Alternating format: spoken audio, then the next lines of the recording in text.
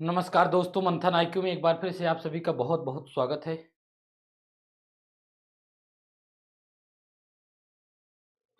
नमस्कार दोस्तों। तो आपको पता ही है कि हमने टेस्ट जो स्टार्ट किया है वो 2 टेस्ट हम लोग कर रहे हैं। एक सुबह कर रहे हैं 10 से 12 और दूसरा टेस्ट कर रहे हैं हम लोग 4 से 5। सुबह हमेशा होता है जीएस का, डेली होगा, और शाम को होगा आपका हिंदी का। ठीक है? आज थोड़ा-सा चेंज रहेगा मामला। कैसे मामला चेंज रहेगा? बहुत ज़्यादा नहीं, थोड़ा-सा। 10 से 12 अभी जो हो रहा है ये जीएस का होगा, और ये टेस्ट किसका है? ध्येय आईएएस का टेस्ट है। ठीक है, चलिए। दूसरा जो है 4 से 5 होगा, वो हिंदी का है। वो किसका है भाई? वो भी ध्येय आईएएस का है। चेंज यहाँ है, रोज 8 बजे से लगभग 10 बजे तक क्या होता था? ये होता था आपका मार्क्स बूस्टर सीरीज। अब मार्क्स बूस्टर में जो सही होगा वो सभी चलेगा, जो मुझे लगेगा आपका नंबर बढ़ा सकता है। तो चेंज तो फिलहाल नहीं है, लेकिन फिर भी जो मैं कल बोला था कि 10 नंबर टेस्ट आया है ध्येय आईएएस का, और वो 10 नंबर टेस्ट आपका सुबह होगा। दरअसल वो टेस्ट शाम को होगा, आज रात 8 बजे। आज आपको टोटल 3 टेस्ट करने हैं। क्यों? उसका रीज़न क्या है? जो 10 नंबर टेस्ट आया है ना, वो पूरा का पूरा करंट अफेयर है। पूरा का पूरा, यानी कि टॉप मोस्ट जो जनवरी 2023 से लेकर के जो 24 जनवरी 2024 तक का करंट अफेयर है, टॉप मोस्ट 140 सवाल का केवल और केवल करंट अफेयर का टेस्ट है। तो वो मुझे लगा कि बहुत इंपॉर्टेंट है, और उसका अलग से लगना चाहिए लोगों को कि करंट अफेयर का टेस्ट है। इस वजह से मैंने उसको इसमें नहीं कराया। जो डेली होता है जीएस का ऑल ओवर फुल टेस्ट, वो होगा इस समय। ठीक है, चलिए। तो जैसे रोज होता है वैसे ही होगा। चेंजेस 8 बजे रात का है। क्लियर?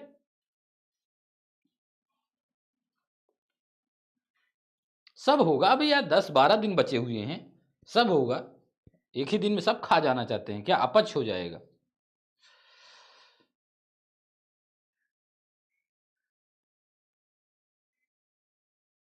धन्यवाद, हम यही चाहते थे। आप जो चाहें और हम ना करें आदित्य जी, ये तो संभव नहीं है।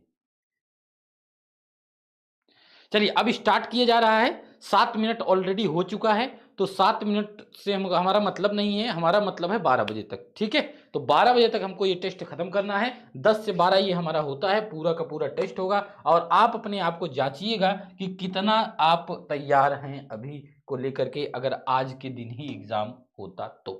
ठीक है, चलिए। वही हमारा पेपर है, उतना ही टाइम है, उतना ही समय है। देख लेते हैं क्या है भाई क्वेश्चन। पहले सवाल की तरफ हम लोग बढ़ जाते हैं और जूम कर देते हैं। आप लोग बताइएगा कि कितना दिख रहा है या नहीं दिख रहा है। तो इतना तो पर्याप्त दिखता ही होगा, ताकि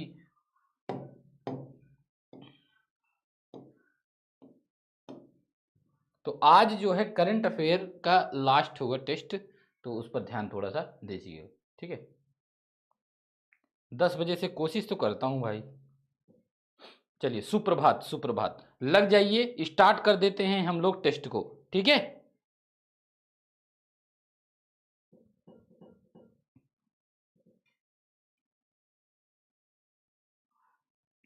कल के टेस्ट में कुछ गलतियां हुई थी, एक ही गलती हुई थी, और उसका भी मुझे सही जवाब मिल नहीं पा रहा। अभी हम डिस्कस करेंगे, लेकिन टेस्ट के बाद, समय नहीं गवाएंगे, टेस्ट के बाद डिस्कस करेंगे। ठीक है, चलिए।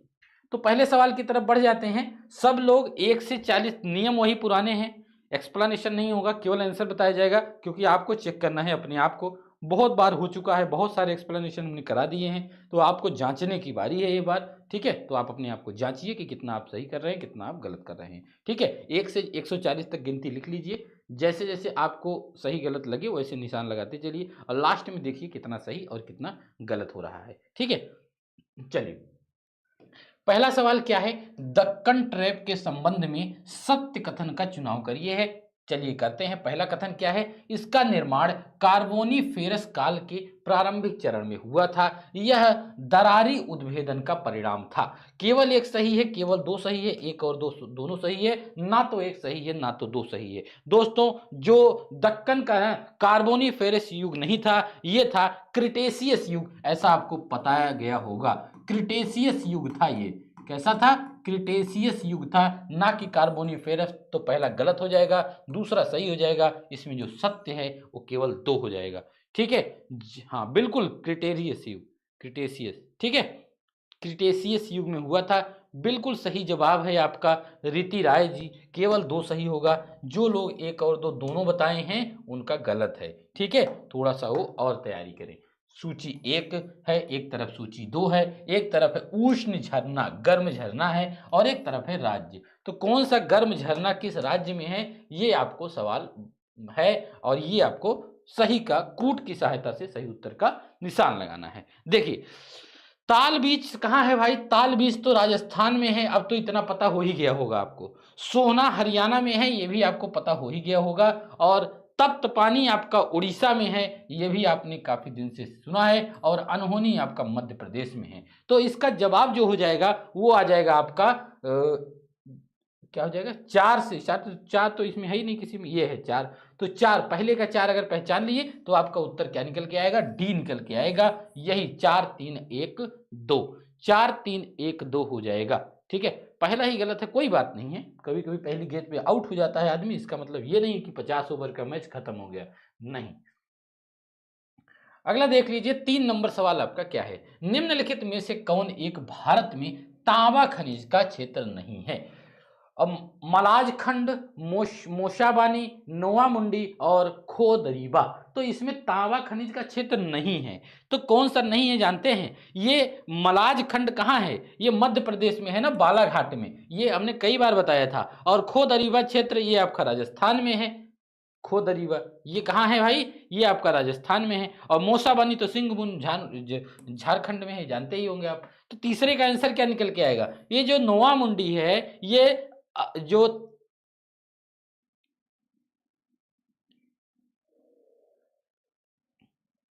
इसका आंसर क्या हो जाएगा, झारखंड में है ना, नोआ मुंडी। और ये कैसा है, लौह अयस्क के लिए प्रसिद्ध है। नोआ मुंडी किसके लिए, लौह अयस्क के लिए प्रसिद्ध है, ठीक है। आंसर क्या हो जाएगा, सी हो जाएगा। आगे देख लेते हैं, चौथे नंबर सवाल की तरफ हम लोग बढ़ते हैं। चौथा नंबर क्या है, जलोढ़ मृदा के संबंध में निम्नलिखित में से कौन सा कथन असत्य है। जलोढ़ मृदा के संबंध में कौन सा असत्य है, ये आपको बताना है। चलिए देख लेते हैं। यह भारत के सर्वाधिक क्षेत्रफल पर पाई जाती है। दूसरा है, इसमें जैव पदार्थ नहीं पाए जाते हैं। तीसरा है, फलीदार फसलों की खेती में इसमें नाइट्रोजन का स्थिरीकरण संभव है। ये मिट्टियां सिंचाई हेतु सर्वोपयुक्त होती हैं। 4 नंबर सवाल का आंसर क्या हो जाएगा, जो असत्य है। तो इसमें जैव पदार्थ नहीं पाए जाते हैं, ये बिल्कुल असत्य है, ठीक है। तो इसका आंसर क्या हो जाएगा, 4 का आंसर बी हो जाएगा, क्योंकि इसमें जैव पदार्थ पाए जाते हैं, ठीक है। चलिए आगे देख लेते हैं हम लोग, 5वें नंबर सवाल की तरफ बढ़ते हैं फटाफट। चलिए 5वां नंबर सवाल क्या है आपका, देख लेते हैं। और जितने लोग जुड़ गए हैं सब वीडियो को लाइक कर दें और अपने अपने एक एक मित्र को शेयर कर दें। 98,000 सब्सक्राइबर हो चुका है। पीयूष यादव खोजे जा रहे हैं, मिल नहीं रहे हैं, उनको खोजा जाएगा। चलिए 5वां देखते हैं, निम्नलिखित में से कौन सा एक सही सुमेलित नहीं है। एक तरफ है वन और दूसरी तरफ है वृक्ष, तो कौन सा इसमें सुमेलित नहीं है। मानसूनी क्या साल होता है, तो ये सही है, बिल्कुल सही है। और सदाबहार आबनूश होता है, ये भी सही है। अल्पाइन नागफनी, ये सही है कि नहीं सही है, चलिए देखते हैं। और मैंग्रोव आपका सुंदरी, तो इसमें जो सही नहीं है वो हो जाएगा सी इसमें सुमेलित आपका नहीं है, ठीक है। चलिए आगे देख लेते हैं। ये जो आपका ऊंचाई पे पाया जाता है ना, तो ये तो गलत हो जाएगा, ठीक है। चलिए हिमालय की ऊंचाइयों पर अल्पाइन पाया जाता है। आगे देख लेते हैं हम लोग 6 नंबर सवाल की तरफ। 6 नंबर सवाल हमारा क्या हो जाएगा, पर्वतीय ढालों पर मृदा अपरदन को किस प्रकार नियंत्रित किया जा सकता है। पर्वतीय ढाल पर हवारोधी पट्टियां बनाकर, समोच्च रेखी जुताई करके, वन रोपण करके, इसमें से कोई नहीं। किस प्रकार से नियंत्रित किया जा सकता है आपको मृदा अपरदन। 6 नंबर सवाल में देखिए, अगर आपको कहां पे, पर्वतीय ढाल पर अगर आपको यहां पर पर्वत है ना, पर्वत का ये ढाल है, यहां पर अगर आपको मृदा अपरदन रोकना है तो समोच्च रेखी जुताई करके आप रोक सकते हैं। 6 नंबर सवाल का आंसर क्या हो जाएगा, बी हो जाएगा। चलिए अगला सवाल देख लेते हैं, हमारा 7 नंबर सवाल क्या है। 7 नंबर सवाल की तरफ बढ़ते हैं, क्या है, एक नई जाति की उत्पत्ति अचानक एक ही बार में होने वाली अस्पष्ट तथा अस्थायी बड़ी विभिन्नताओं के कारण होती है। यह सिद्धांत क्या कहलाता है। यह सिद्धांत क्या कहलाता है भाई, विकास का सिद्धांत, एक ही जीन एक एंजाइम का सिद्धांत, उत्परिवर्तन का सिद्धांत, या फिर नवविकासवाद का सिद्धांत। तो इसका आंसर क्या हो जाएगा? 7 नंबर सवाल का जवाब हो जाएगा, इसी को कहा जाता है उत्परिवर्तन का सिद्धांत। क्या कहा जाता है? उत्परिवर्तन का सिद्धांत कहा जाता है। ठीक है, तो इसका आंसर क्या हो जाएगा? सी हो जाएगा। Good morning, good morning. जो लेट आ रहे हैं वो गुड मॉर्निंग कहने का हक खो चुके हैं, कृपया करके अपना पेपर दें। ठीक है, चलिए। निम्नलिखित कथनों में से कौन सा कथन असत्य है? इसमें से कौन सा असत्य है? पहला क्या है? सभी स्तनधारी असमतापी होते हैं। दूसरा क्या है? चमगादड़ एक स्तनधारी प्राणी है, ना कि पक्षी है। अब बताओ 8 नंबर में कौन सा सही हो जाएगा, कौन सा गलत हो जाएगा? तो पहला क्या है? पहला सभी स्तनधारी असमतापी होते हैं, गलत बात है। ठीक है, सॉरी, इसमें से कौन सा असत्य पूछा है ना, तो असत्य तो पहला तो इसमें सत्य है, पहला सत्य है 8 नंबर में। लेकिन दूसरा जो है चमगादड़ एक स्तनधारी प्राणी होता है, ना कि पक्षी। तो ये बात सही है या फिर गलत है?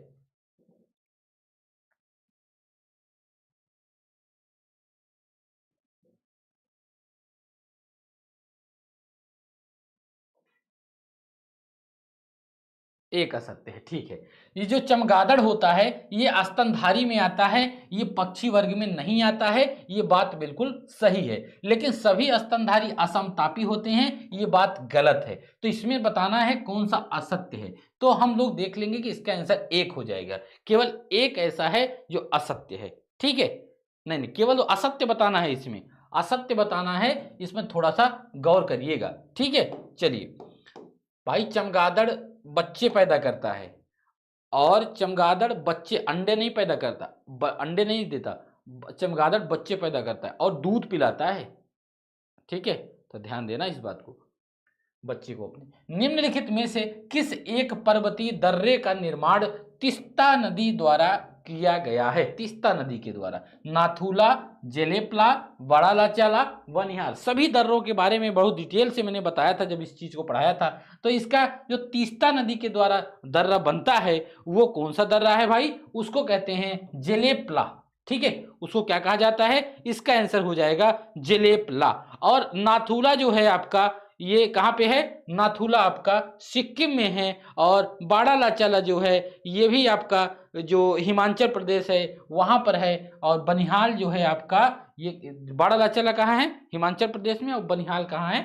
जम्मू एंड कश्मीर में है। ठीक है, तो इन सब बातों का ध्यान आप लोग रख सकते हैं। तो इसका आंसर जो हो जाएगा वो तीस्ता नदी वाला, वो जेलेपला हो जाएगा। 9 नंबर का बी सवाल हो जाएगा। 10 नंबर सवाल को देख लेते हैं। 10 नंबर सवाल क्या है? 2 घंटे बिल्कुल कंसंट्रेट होके बैठ जाइए। ये समझ लीजिए कि आज हमारा एग्जाम है, 10 ही दिन बचा है। जितना ज्यादा से ज्यादा प्रैक्टिस हो सके उतना ज्यादा हम प्रैक्टिस करेंगे सीरियस होके। ठीक है, चलिए 10 नंबर, निम्नलिखित में से कौन सा गर्त प्रशांत महासागर में स्थित नहीं है? कौन सा गर्त प्रशांत महासागर में स्थित नहीं है? अटाकामा, पोर्टो रिको, एल्यूशियन, या फिर मैरियाना। कौन सा प्रशांत महासागर में नहीं है भाई? जो आपका पोर्टो रिको गर्त है ये उत्तरी अटलांटिक महासागर में स्थित है। ये कहाँ स्थित है? ये उत्तरी अटलांटिक महासागर में स्थित है। बाकी ये जो तीनों हैं ये प्रशांत महासागर में गर्त स्थित है। ठीक है, चलिए आगे देख लेते हैं अगला हमारा क्या है। अगला हमारा क्या टॉपिक है उसको हम लोग देख लेते हैं। सूची 1 को सूची 2 से सुमिलित करना है। एक तरफ है बंदरगाह और दूसरी तरफ है उसकी प्रकृति। ठीक है, एक तरफ है बंदरगाह और दूसरी तरफ है उसकी प्रकृति। चलिए, पहला बंदरगाह कौन सा है? विशाखापत्तनम। विशाखापत्तनम एक प्राकृतिक बंदरगाह है, ये बिल्कुल करेक्ट बात है। ठीक है, और दूसरा जो है पारादीप जो है ये लैगून बंदरगाह है। हल्दिया जो है ये आपका नदमुख है। और कांडला जो है वो ज्वारीय है। यानी कि 1 2 3 4 हो जाएगा। 1 2 3 4 कहाँ आपको मिल रहा है? ढूंढ लीजिए और ढूंढ करके इसको गोला भर दीजिए, ये बी सही हो जाएगा। 12 नंबर सवाल की तरफ हम देखेंगे। कथन कारण का सवाल है, तो कथन को पढ़ते हैं, कौन सा कथन इसमें सत्य है या फिर व्याख्या कर रहा है कि नहीं कर रहा है। ठीक है, चलिए देख लेते हैं। समुद्र के किनारे के भागों पर दैनिक तापांतर कम होता है। क्या यह बात सही है? दैनिक तापांतर कम होता है, चलिए ठीक है। भूमध्य रेखीय क्षेत्रों में वार्षिक तापांतर बहुत अधिक होता है, बहुत गलत जवाब है ये, ठीक है। भूमध्य रेखीय क्षेत्रों में क्या वार्षिक तापांतर बहुत अधिक होता है? नहीं, गलत जवाब है। तो आपका ए सही हो जाएगा, लेकिन आर गलत हो जाएगा। अब ए सही आर गलत ढूंढिए कहां है। ए सही है आर गलत है, आपको मिल रहा है सी में। तो इसका आंसर क्या हो जाएगा दोस्तों? इसका आंसर सी हो जाएगा, ठीक है। इसका आंसर क्या हो जाएगा? सी सही हो जाएगा। बिल्कुल ए सही है, आर गलत है, आशीष शुक्ला भी बता रहे हैं। 13 नंबर सवाल का आंसर क्या हो जाएगा, इसको देख लेते हैं हम लोग। 13 नंबर सवाल 13 नंबर सवाल क्या है भाइयों? देखिए, निम्नलिखित युग्मों में से कौन सा एक सही सुमेलित नहीं है? इसमें से कौन सा एक सही सुमेलित नहीं है 13 नंबर सवाल में, देख लेते हैं हम लोग। तो देखिए, हॉर्टिकल्चर व्यापारिक स्तर पर उन्नत प्रकृति के घोड़ों का पालन, ठीक है। मोरिकल्चर रेशम कीट हेतु शहतूत की कृषि, ठीक। और एरिपोनिक पौधों का केवल जल में उगाना। एरिपोनिक के अंतर्गत हवा में जो पौधे उगाए जाते हैं वो आते हैं, ठीक है। तो ये गलत हो जाएगा। एरिपोनिक के अंदर जो पौधे हवा में उगाए जाते हैं वो इसके अंतर्गत आते हैं, तो सही गलत हो गया। और पोमोलॉजी जो है फल विज्ञान, ये बड़े ही इंपॉर्टेंट फैक्ट हैं सभी। तो आंसर जो सुमेलित नहीं है वो हो जाएगा आपका एरिपोनिक, ठीक है। तो ध्यान रखिएगा। और जो जल के अंदर में उगाया जाता है उसको कहते हैं हाइड्रोफाइटोलॉजी। क्या कहते हैं? हाइड्रोफाइटोलॉजी। ऐसे पौधों को कहते हैं जो केवल जल में उगते हैं, ठीक है। तो ये सभी हाइड्रोफाइकोलॉजी भी याद कर लेना है आपको, और आपको एरिपोनिक भी याद कर लेना है, मोरिकल्चर और हार्टिकल्चर और पोमोलॉजी सभी याद कर लेना है। आगे बढ़ जाते हैं भाई। अगला सवाल क्या है हमारा, देख लेते हैं। क्या है भाई? 14 नंबर सवाल को देखिए। 14 नंबर सवाल हमारा क्या है? भारत के विभिन्न भागों में स्थानांतरित कृषि के नामों में गलत सुमेल है। गलत सुमेल है इसमें। झूम खेती, क्या झूम खेती उत्तर पूर्व में की जाती है? बिल्कुल उत्तर पूर्व में की जाती है। दीपा का झारखंड में किया जाता है, छत्तीसगढ़ में किया जाता है। दीपा का स्थान क्या हो जाएगा? ये छत्तीसगढ़ हो जाएगा, ना कि आपका झारखंड। छत्तीसगढ़ हो जाएगा, ये गलत है। तो गलत ही बताना था, ये तो हो गया। लेकिन पोडू कहां? आंध्र प्रदेश। और धावी कहां? उड़ीसा, ठीक है। तो इस बात का भी ख्याल आप लोग रख लीजिएगा, ठीक है। चलिए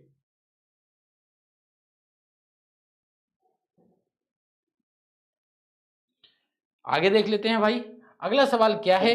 15 नंबर सवाल हमारा क्या है, देख लेते हैं। 15, इसमें से कौन सी फसल शुष्क कृषि पद्धति के लिए उपयुक्त नहीं है? शुष्क कृषि पद्धति के लिए कौन उपयुक्त नहीं है, ये आपका बताना है। मक्का, चना, मूंग और चावल। तो जाहिर सी बात है, चावल में पानी अधिक आवश्यक होती है ना, तो चावल हो जाएगा। पानी में तो चावल में तो पानी की बहुत आवश्यकता पड़ती है, धान वगैरह में, ठीक है। चलिए, जनजातियों तथा उनके देशों का गलत युग्म सुमेल। देखिए, वैश्विक जनजातियां जो आती हैं एग्जाम में वो काफी इंपॉर्टेंट होती हैं और हम कंफ्यूज है, तो सभी मत याद करिए। जितना ऑप्शन में मिलता जाए उतना उसी समय याद कर लीजिए। कुलामन, क्या कुलामन फिलीपींस में पाई जाती है? बिल्कुल सही है, कुलामन फिलीपींस। और लैप्स दक्षिण स्कैंडिनेवियन, बिल्कुल ठीक है। और कुंग आपका दक्षिण अफ्रीका, गलत है। दक्षिण अफ्रीका अगर होता तो सही हो जाता, दक्षिण अमेरिका नहीं, ध्यान देना है। दक्षिण अफ्रीका अगर होता तो आपका कुंग जनजाति वाला सही हो जाता। अब बेद्दा जो है वो श्रीलंका, ये बात बिल्कुल करेक्ट है। इसमें गलत युग्म पहचानना था, इसका गलत युग्म सी हो जाएगा, ठीक है। चलिए 17 नंबर सवाल को हम लोग देखेंगे। 17 नंबर सवाल आपका क्या है? दक्षिणी गोलार्ध में जलमंडल व स्थल मंडल के विस्तार का प्रतिशत क्रमशः है। किसमें? दक्षिणी गोलार्ध में जलमंडल और स्थल मंडल का विस्तार, क्या विस्तार है दक्षिणी गोलार्ध में? जलमंडल कितना है भाई दक्षिणी गोलार्ध में? दक्षिणी गोलार्ध में जल जो है 83% है और स्थल कितना है? 17% है। इस बात को ध्यान में रख लेना है। स्थल कितना है? स्थल 17% है मात्र, और जलमंडल 83% है दक्षिणी गोलार्ध में, ठीक है। तो इस बात का ख्याल आप लोग रखिएगा। इसका आंसर सी हो जाएगा। 18 नंबर सवाल को देखेंगे। 18 नंबर सवाल हमारा क्या है? कोपेन ने अपने जलवायु वर्गीकरण योजना में भारत के गंगा के मैदान को किस वर्ग में रखा है?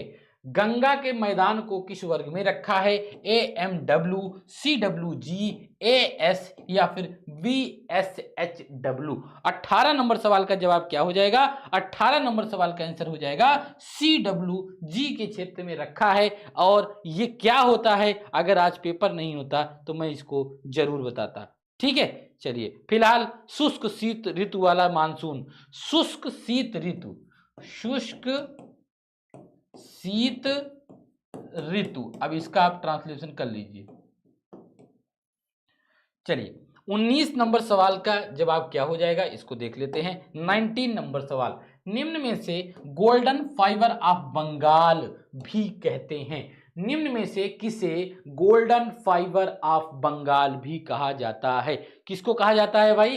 क्या कपास को, जूट को, चावल को, या फिर इसमें से कोई नहीं? 19 नंबर सवाल का आंसर क्या हो जाएगा?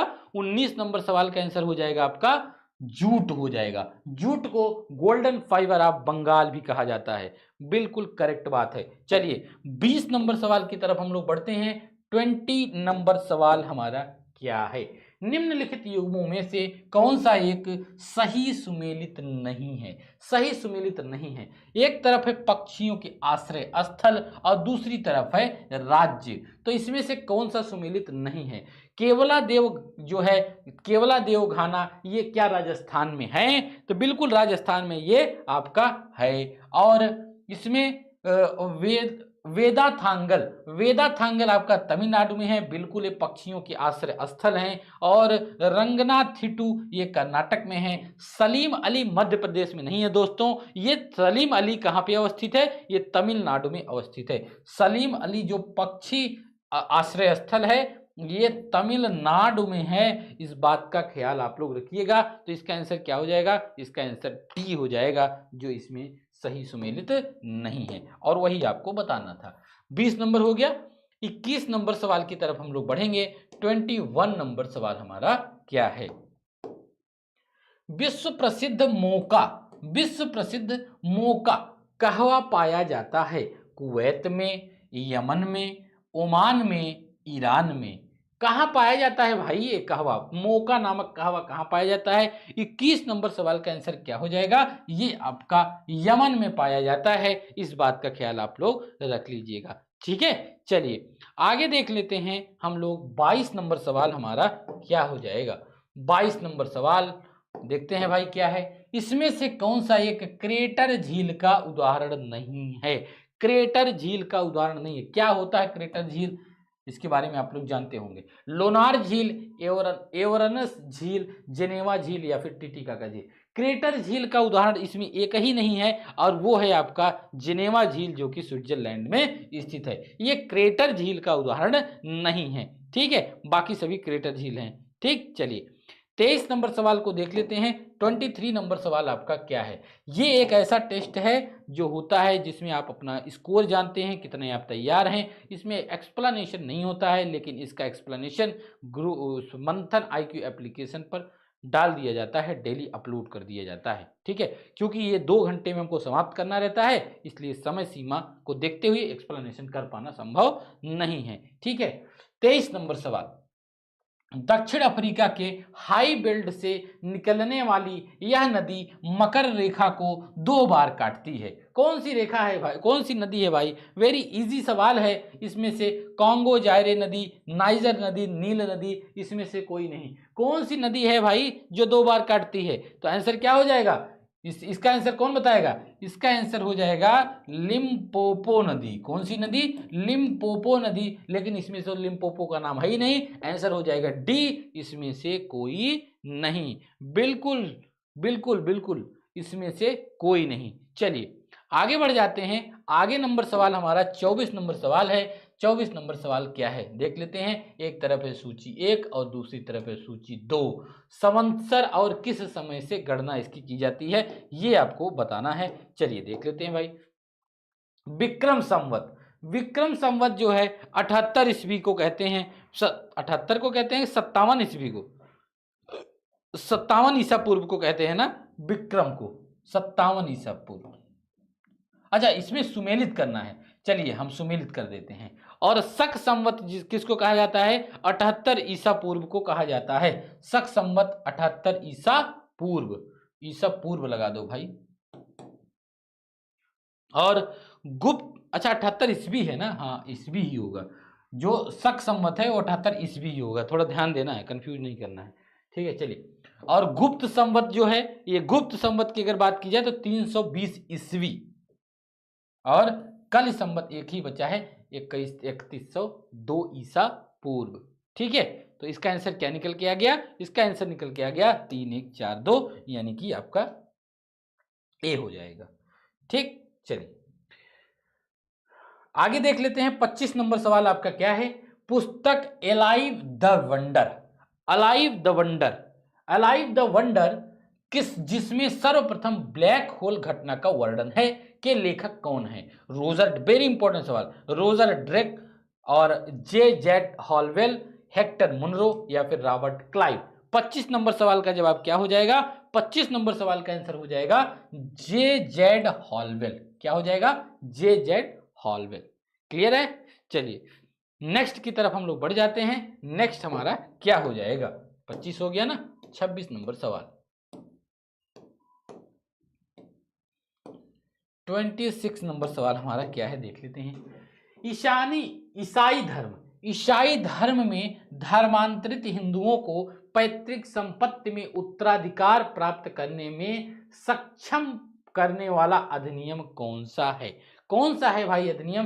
Act 11/1850, act 21/1850, act 25/1850, act 24/1850। इसका आंसर क्या हो जाएगा? देखिए 26 नंबर सवाल का आंसर हो जाएगा, ये जो है अधिनियम इसमें बताया गया है, इसका आंसर हो जाएगा अधिनियम आपका कौन सा? 21वां अधिनियम 1850, ठीक है।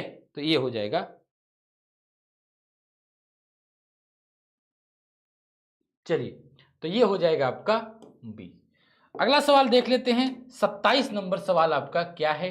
27 नंबर सवाल। अभी टेस्ट को आप सिर्फ करिए, जो भी क्वेरी आपकी हो बाद में मुझसे पूछ लीजिएगा, मैं तो भागता हूँ नहीं, मैं तो बैठ जाता हूँ यहीं। तो आप पहले टेस्ट को कंप्लीट कर लीजिए, बीच में मैं आपको जवाब दूंगा तो समय चला जाएगा, और समय चला जाएगा 2 घंटे में पेपर कंप्लीट नहीं हो पाएगा, और हमको 2 घंटे में कंप्लीट करना है, ठीक है। चलिए, निम्नलिखित समकालीन स्रोतों में से कौन सा एक खगोल शास्त्र व ज्योतिष शास्त्र के प्रति हुमायूं के अनुराग को चित्रित करता है? तुजुक ए बाबरी, कानून हुमायूनी, हुमायूं नामा या फिर तारीखे रशीदी। 27 नंबर सवाल का आंसर क्या हो जाएगा? इसका जवाब हो जाएगा कानून ए हुमायूनी, ठीक है। क्या हो जाएगा? कानून ए हुमायूनी, यानी कि इसका आंसर दोस्तों बी हो जाएगा। क्लियर है? चलिए नेक्स्ट सवाल की तरफ बढ़ते हैं। 28 नंबर सवाल आपका क्या है देखते हैं ध्यान से।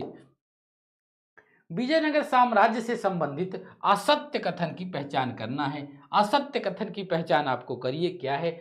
देवराय सेकंड ने एक दूत मंडल चीन भेजा। दूसरा, हरिहर द्वितीय ने महाराजा धीराज की उपाधि ग्रहण की। तीसरा है, हम्पी विजयनगर साम्राज्य की दूसरी राजधानी थी। या फिर देवराय सेकंड ने अपनी सेना में मुसलमान लड़ाकों को भी भर्ती किया। कौन सा इसमें असत्य है? 28 नंबर में देखिए, जो असत्य है उसमें एक ही है कि हम्पी विजयनगर साम्राज्य की दूसरी राजधानी थी। ये बात बिल्कुल सही नहीं है। ये हम्पी जो है ये आपकी पहली राजधानी थी, और जो दूसरी राजधानी थी ये पेनुकोंडा थी। पेनुकोंडा ना, तो दूसरी राजधानी ये थी, हम्पी आपकी पहली राजधानी थी। ये गलत है और यही सही हो जाएगा। आगे देख लेते हैं हम 29 नंबर सवाल। 29 नंबर सवाल हमारा क्या है? निजामुद्दीन जुनैद प्रसिद्ध वजीर था। निजामुद्दीन जुनैद प्रसिद्ध वजीर था बलबन का, अकबर का, इल्तुतमिश का या फिर इब्राहिम लोदी का। तो निजामुद्दीन जुनैद का आंसर क्या हो जाएगा 29 का? ये इल्तुतमिश का प्रसिद्ध वजीर था। किसका था भाई? इल्तुतमिश का था। इस बात को भी ख्याल आपको रखना है, ठीक है। चलिए और देख लेते हैं भाई 30 नंबर सवाल हमारा क्या है। 30 नंबर सवाल की तरफ हम लोग बढ़ जाते हैं। क्या है? सिंध विलय, सिंध विलय के समय भारत का गवर्नर जनरल कौन था? Lord Mayo, Lord Canning, Lord Ellenborough, Lord Bentinck. 30 number सवाल का जवाब क्या हो जाएगा? उस समय कौन था भाई? लॉर्ड एलनबरो था। इसका आंसर हो जाएगा सी। ठीक है, चलिए तो 1843 की बात है। कब की बात है? 1843 की ये बात है। आगे देख लेते हैं हम लोग 31 नंबर सवाल हमारा क्या है? 31 नंबर सवाल। ऐतिहासिक स्रोतों के अनुसार महापद्म नंद के उत्तराधिकारियों की संख्या 8 थी। निम्नलिखित में से वे कौन से स्रोत हैं जहां इस तथ्य का उल्लेख है? इस तथ्य का उल्लेख कहां पर है भाई? उपनिषद और ब्राह्मण, अरण्यक और जैन ग्रंथ, पुराण और बौद्ध ग्रंथ, या फिर वेद और उपनिषद। तो 31 नंबर सवाल का जवाब क्या हो जाएगा? इसका जो स्रोत है वो ये है पुराण और बौद्ध ग्रंथ। तो 31 नंबर सवाल का आंसर क्या हो जाएगा? 31 का आंसर सी हो जाएगा। ठीक है, चलिए अगला सवाल देख लेते हैं। 32 नंबर सवाल। 32 नंबर सवाल क्या है भाई? देख लेते हैं। 32 नंबर सवाल है, निम्नलिखित में से सही सुमेलित नहीं है। कौन सही सुमेलित नहीं है? एक तरफ है रियासत और दूसरी तरफ है शासक। कौन सा इसमें सुमेलित नहीं है? वाकाटक। वाकाटक रियासत के शासक कौन थे? प्रबल सेन प्रथम। क्या 32 नंबर का पहला सही है? बिल्कुल पहला। इसमें कौन सा सही सुमेलित नहीं है बताना है ना, तो पहला सही है। और राष्ट्रकूट के शासक दंती दुर्ग थे, भी ठीक है। पल्लव का सिंह विष्णु और चालुक्य का राजराज प्रथम गलत है। राजराज प्रथम तो चोल वंश का शासक था ना, बिल्कुल। और इस बिल्कुल तो ये राजराज प्रथम चोल वंश का था। ठीक है, किसका था? चोल वंश का। तो ये गलत हो जाएगा आपका। तो आंसर क्या हो जाएगा? डी हो जाएगा। डी इसमें सही सुमेलित नहीं है। ठीक है, सभी लोग लाइक कर दो भाई वीडियो को। और लेटेस्ट नया टेस्ट आज होगा 4 बजे, सब लोग जरूर आइएगा। हिंदी का टेस्ट होगा। और रात 8 बजे नया टेस्ट आया है DAIS का, जो कि पूरा का पूरा करंट अफेयर है। टॉप 124 पूरे साल का करंट अफेयर है, इंपॉर्टेंट है। वो मैं इसलिए इस टाइम नहीं किया, शाम को कराऊंगा रात 8 बजे। काफ़ी इंपॉर्टेंट टेस्ट है, सब लोग को आना है रात 8 बजे। और 4 बजे 10 नंबर सवाल होगा, 10 नंबर टेस्ट होगा इसी का, DAIS का जो लेटेस्ट आया है अभी। ठीक है, चलिए अगला क्या है? अभिकथन ए, दिल्ली सल्तनत का वास्तविक संस्थापक इल्तुतमिश को माना जाता है। दिल्ली सल्तनत का वास्तविक संस्थापक इल्तुतमिश को माना जाता है। और कारण है, इल्तुतमिश ने एकता प्रणाली, सैन्य व्यवस्था और मुद्रा प्रणाली को सुव्यवस्थित किया। अब भाई इसका आंसर क्या हो जाएगा? देखिए दोनों कथन इसमें सत्य हैं और इसमें इसकी व्याख्या भी कर रहा है कि नहीं? सही है। वास्तविक संस्थापक पहला नहीं, पहला तो कुतुबुद्दीन ऐबक हो जाएगा। ठीक है, तो इसका आंसर क्या हो जाएगा भाई? 33 नंबर सवाल का आंसर हो जाएगा ए सही है। और इसकी व्याख्या भी कर रहा है, दोनों सही है और व्याख्या भी कर रहा है, यानी कि ए सही हो जाएगा। 34 नंबर सवाल को देख लेते हैं। 34 नंबर सवाल हमारा क्या है? दिल्ली का वह प्रथम सुल्तान कौन था जिसने राजस्व संबंधी सिद्धांतों की स्थापना की थी? इल्तुतमिश था, बलबन था, नसरुद्दीन महमूद था, अलाउद्दीन खिलजी था। देखिए ऐसे सवाल तो हम बहुत बार पढ़ते हैं, लेकिन एग्जाम के टाइम में खटिया खड़ी बिस्तरा गोल हो जाता है। कंफ्यूजन से दूर होने के लिए बार बार रिवीजन करिए। बार बार रिवीजन किए रहेंगे तो गलती नहीं होगी। निम्नलिखित में से किस एक रचना में अमीर खुसरो ने अलाउद्दीन को विश्व का सुल्तान कहा? किसमें कहा भाई? पढ़ा तो है लेकिन सुना सुना सा लग रहा है। आंसर क्या हो जाएगा? नूर ए सिपेहर, या आशिका, खजाइनुल फुतूह, या फिर तारीख सुल्तान। सुना सुना सा लग रहा है ना, कि सुना सुना सा लग रहा है? बिल्कुल ये सुना सुना सा लग रहा है, खजाइनुल फुतूह हो जाएगा। ठीक है, चलिए 36 नंबर सवाल क्या है? निम्नलिखित में से किस एक ने 1000 सितून का निर्माण कराया था? 1000 सितून का निर्माण कराया था। कौन हो जाएगा भाई? फिरोज शाह तुगलक, अलाउद्दीन खिलजी, मोहम्मद गोरी, या फिर बलबन। 36 नंबर सवाल का आंसर क्या हो जाएगा? अलाउद्दीन खिलजी हो जाएगा। क्या हो जाएगा भाइयों? अलाउद्दीन खिलजी। Very good. चलिए सी नहीं होगा भाई, बी होगा। आरू कह रही है सी नहीं, कंफ्यूज मत होइए। अगला सवाल देखिए। अगला सवाल क्या है? 37 नंबर सवाल आपका। निम्नलिखित कथनों में से कौन सा एक कथन सत्य है? तो इसमें से कौन सा एक सत्य है यह बताना है। दिल्ली सल्तनत के सुल्तानों में सर्वाधिक विस्तृत साम्राज्य अलाउद्दीन खिलजी का था। क्या यह बात सत्य है? अलाउद्दीन खिलजी का था? नहीं। सबसे किसका था? मोहम्मद बिन तुगलक का था। MBT मोहम्मद बिन तुगलक का था। गलत जवाब है ये। मोहम्मद बिन तुगलक ने अकाल संहिता तैयार की करवाई थी। बिल्कुल करेक्ट बात है। आंसर इसका केवल 2 सही हो जाएगा।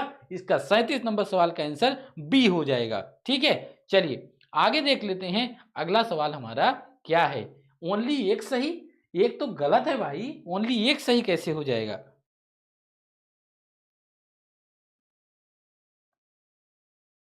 चलिए अगला सवाल देख लेते हैं। 38 नंबर सवाल हमारा क्या है? 38 नंबर सवाल। 38 नंबर सवाल, फिरोज शाह तुगलक द्वारा स्थापित दीवान ए इस्तिहाक क्या था? दीवान ए इस्तिहाक क्या था? एक खैराती अस्पताल था, एक दानशाला थी, या फिर रोजगार विभाग था, या फिर पेंशन विभाग था? तो दीवान ए इस्तिहाक क्या था भाई? तो दीवान ए इस्तिहाक जो है ये पेंशन विभाग था। इस बात का ख्याल आपको रखना है, पेंशन विभाग था। आगे देख लेते हैं हम लोग 39 नंबर सवाल। 39 नंबर सवाल हमारा क्या है? सूची 1 को सूची 2 से सुमेलित करना है। क्या है? सूची 1 की तरफ है लेखक कवि और दूसरी तरफ है आश्रयदाता। ठीक है, चलिए इसमें कौन सा सुमेलित है ये देख लेते हैं हम। हेमचंद्र जो है हेमचंद्र कुमार पाल, और हरिसेन आपका समुद्रगुप्त, और जयदेव आपका लक्ष्मण सेन, और बाणभट्ट आपका हर्ष। ठीक है, तो आंसर क्या हो जाएगा? 4 2 3 1, यानी कि ए ही इसका सही जवाब हो जाएगा। क्या सही जवाब हो जाएगा? ए इसका सही जवाब हो जाएगा। ठीक है दोस्तों, चलिए तो कल तो पूरा हो गया था, आज भी पूरा हो जाएगा। तो 2 दिन आपका RO का पेपर समझ लो। डेली RO देना है हम लोगों को, 11 तारीख तक डेली देना है। चलिए, चंद्रगुप्त मौर्य का पश्चिम भारत में प्रभाव था, यह सिद्ध होता है। देखिए, चंद्रगुप्त मौर्य का पश्चिम भारत में प्रभाव था, यह किससे सिद्ध होता है? मेहरौली लौह स्तंभ लेख से, खारवेल के हाथी गुम्फा अभिलेख से, रुद्रदामन के जूनागढ़ अभिलेख से, या फिर पुलकेशिन द्वितीय के एहोल अभिलेख से। किससे पता चलता है कि पश्चिमी भारत में प्रभाव था चंद्रगुप्त मौर्य का? 40 नंबर सवाल का आंसर हो जाएगा रुद्रदामन के जूनागढ़ अभिलेख से इससे पता चलता है। तो 40 नंबर सवाल का आंसर क्या हो जाएगा? सी हो जाएगा। आगे देख लेते हैं हम लोग। 41 नंबर सवाल हमारा क्या है? समय का भी ख्याल रखे रहना हमको। समय बहुत इंपॉर्टेंट है। सवाल तो इंपॉर्टेंट है ये, लेकिन समय का मैनेजमेंट बहुत ही इंपॉर्टेंट है। ये 2 घंटे में 140 सवाल अटेम्प्ट करना अपने आप में ही एक चुनौती होती है। ठीक है, चलिए मीमांसा दर्शन के अनुसार प्राणी के मोक्ष प्राप्त करने का संभावित मार्ग क्या है? भक्ति मार्ग, कर्म मार्ग, ज्ञान मार्ग, या फिर योग मार्ग? 41 नंबर सवाल का आंसर क्या हो जाएगा? इसको कहते हैं आप कर्म मार्ग, जो मीमांसा दर्शन का तत्व है। ठीक है, चलिए आगे देख लेते हैं। 42 नंबर सवाल की तरफ हम लोग बढ़ते हैं, और क्या है 42 नंबर सवाल, इस पर नजर डालते हैं। पाल वंश के संदर्भ में निम्नलिखित कथनों में से कौन से सत्य हैं? पाल वंश के संदर्भ में कौन सा सत्य है? पहला क्या है देख लेते हैं। पाल वंश का संस्थापक गोपाल था। पाल वंश का संस्थापक गोपाल था। दूसरा, यह बौद्ध धर्म का अनुयायी था। तीसरा, अरब यात्री अब्दुल रज्जाक ने पाल साम्राज्य को शक्तिशाली बताते हुए उसे रूमा कहा था। अब बताओ भाई, इसमें से आपको बताना है कौन सा कथन सत्य है। 42 नंबर में देखिए, पहला और दूसरा तो सत्य है, लेकिन तीसरा सही नहीं है। आंसर हो जाएगा आपका केवल 1 और 2 सही हो जाएगा। ठीक है, चलिए तो देखिए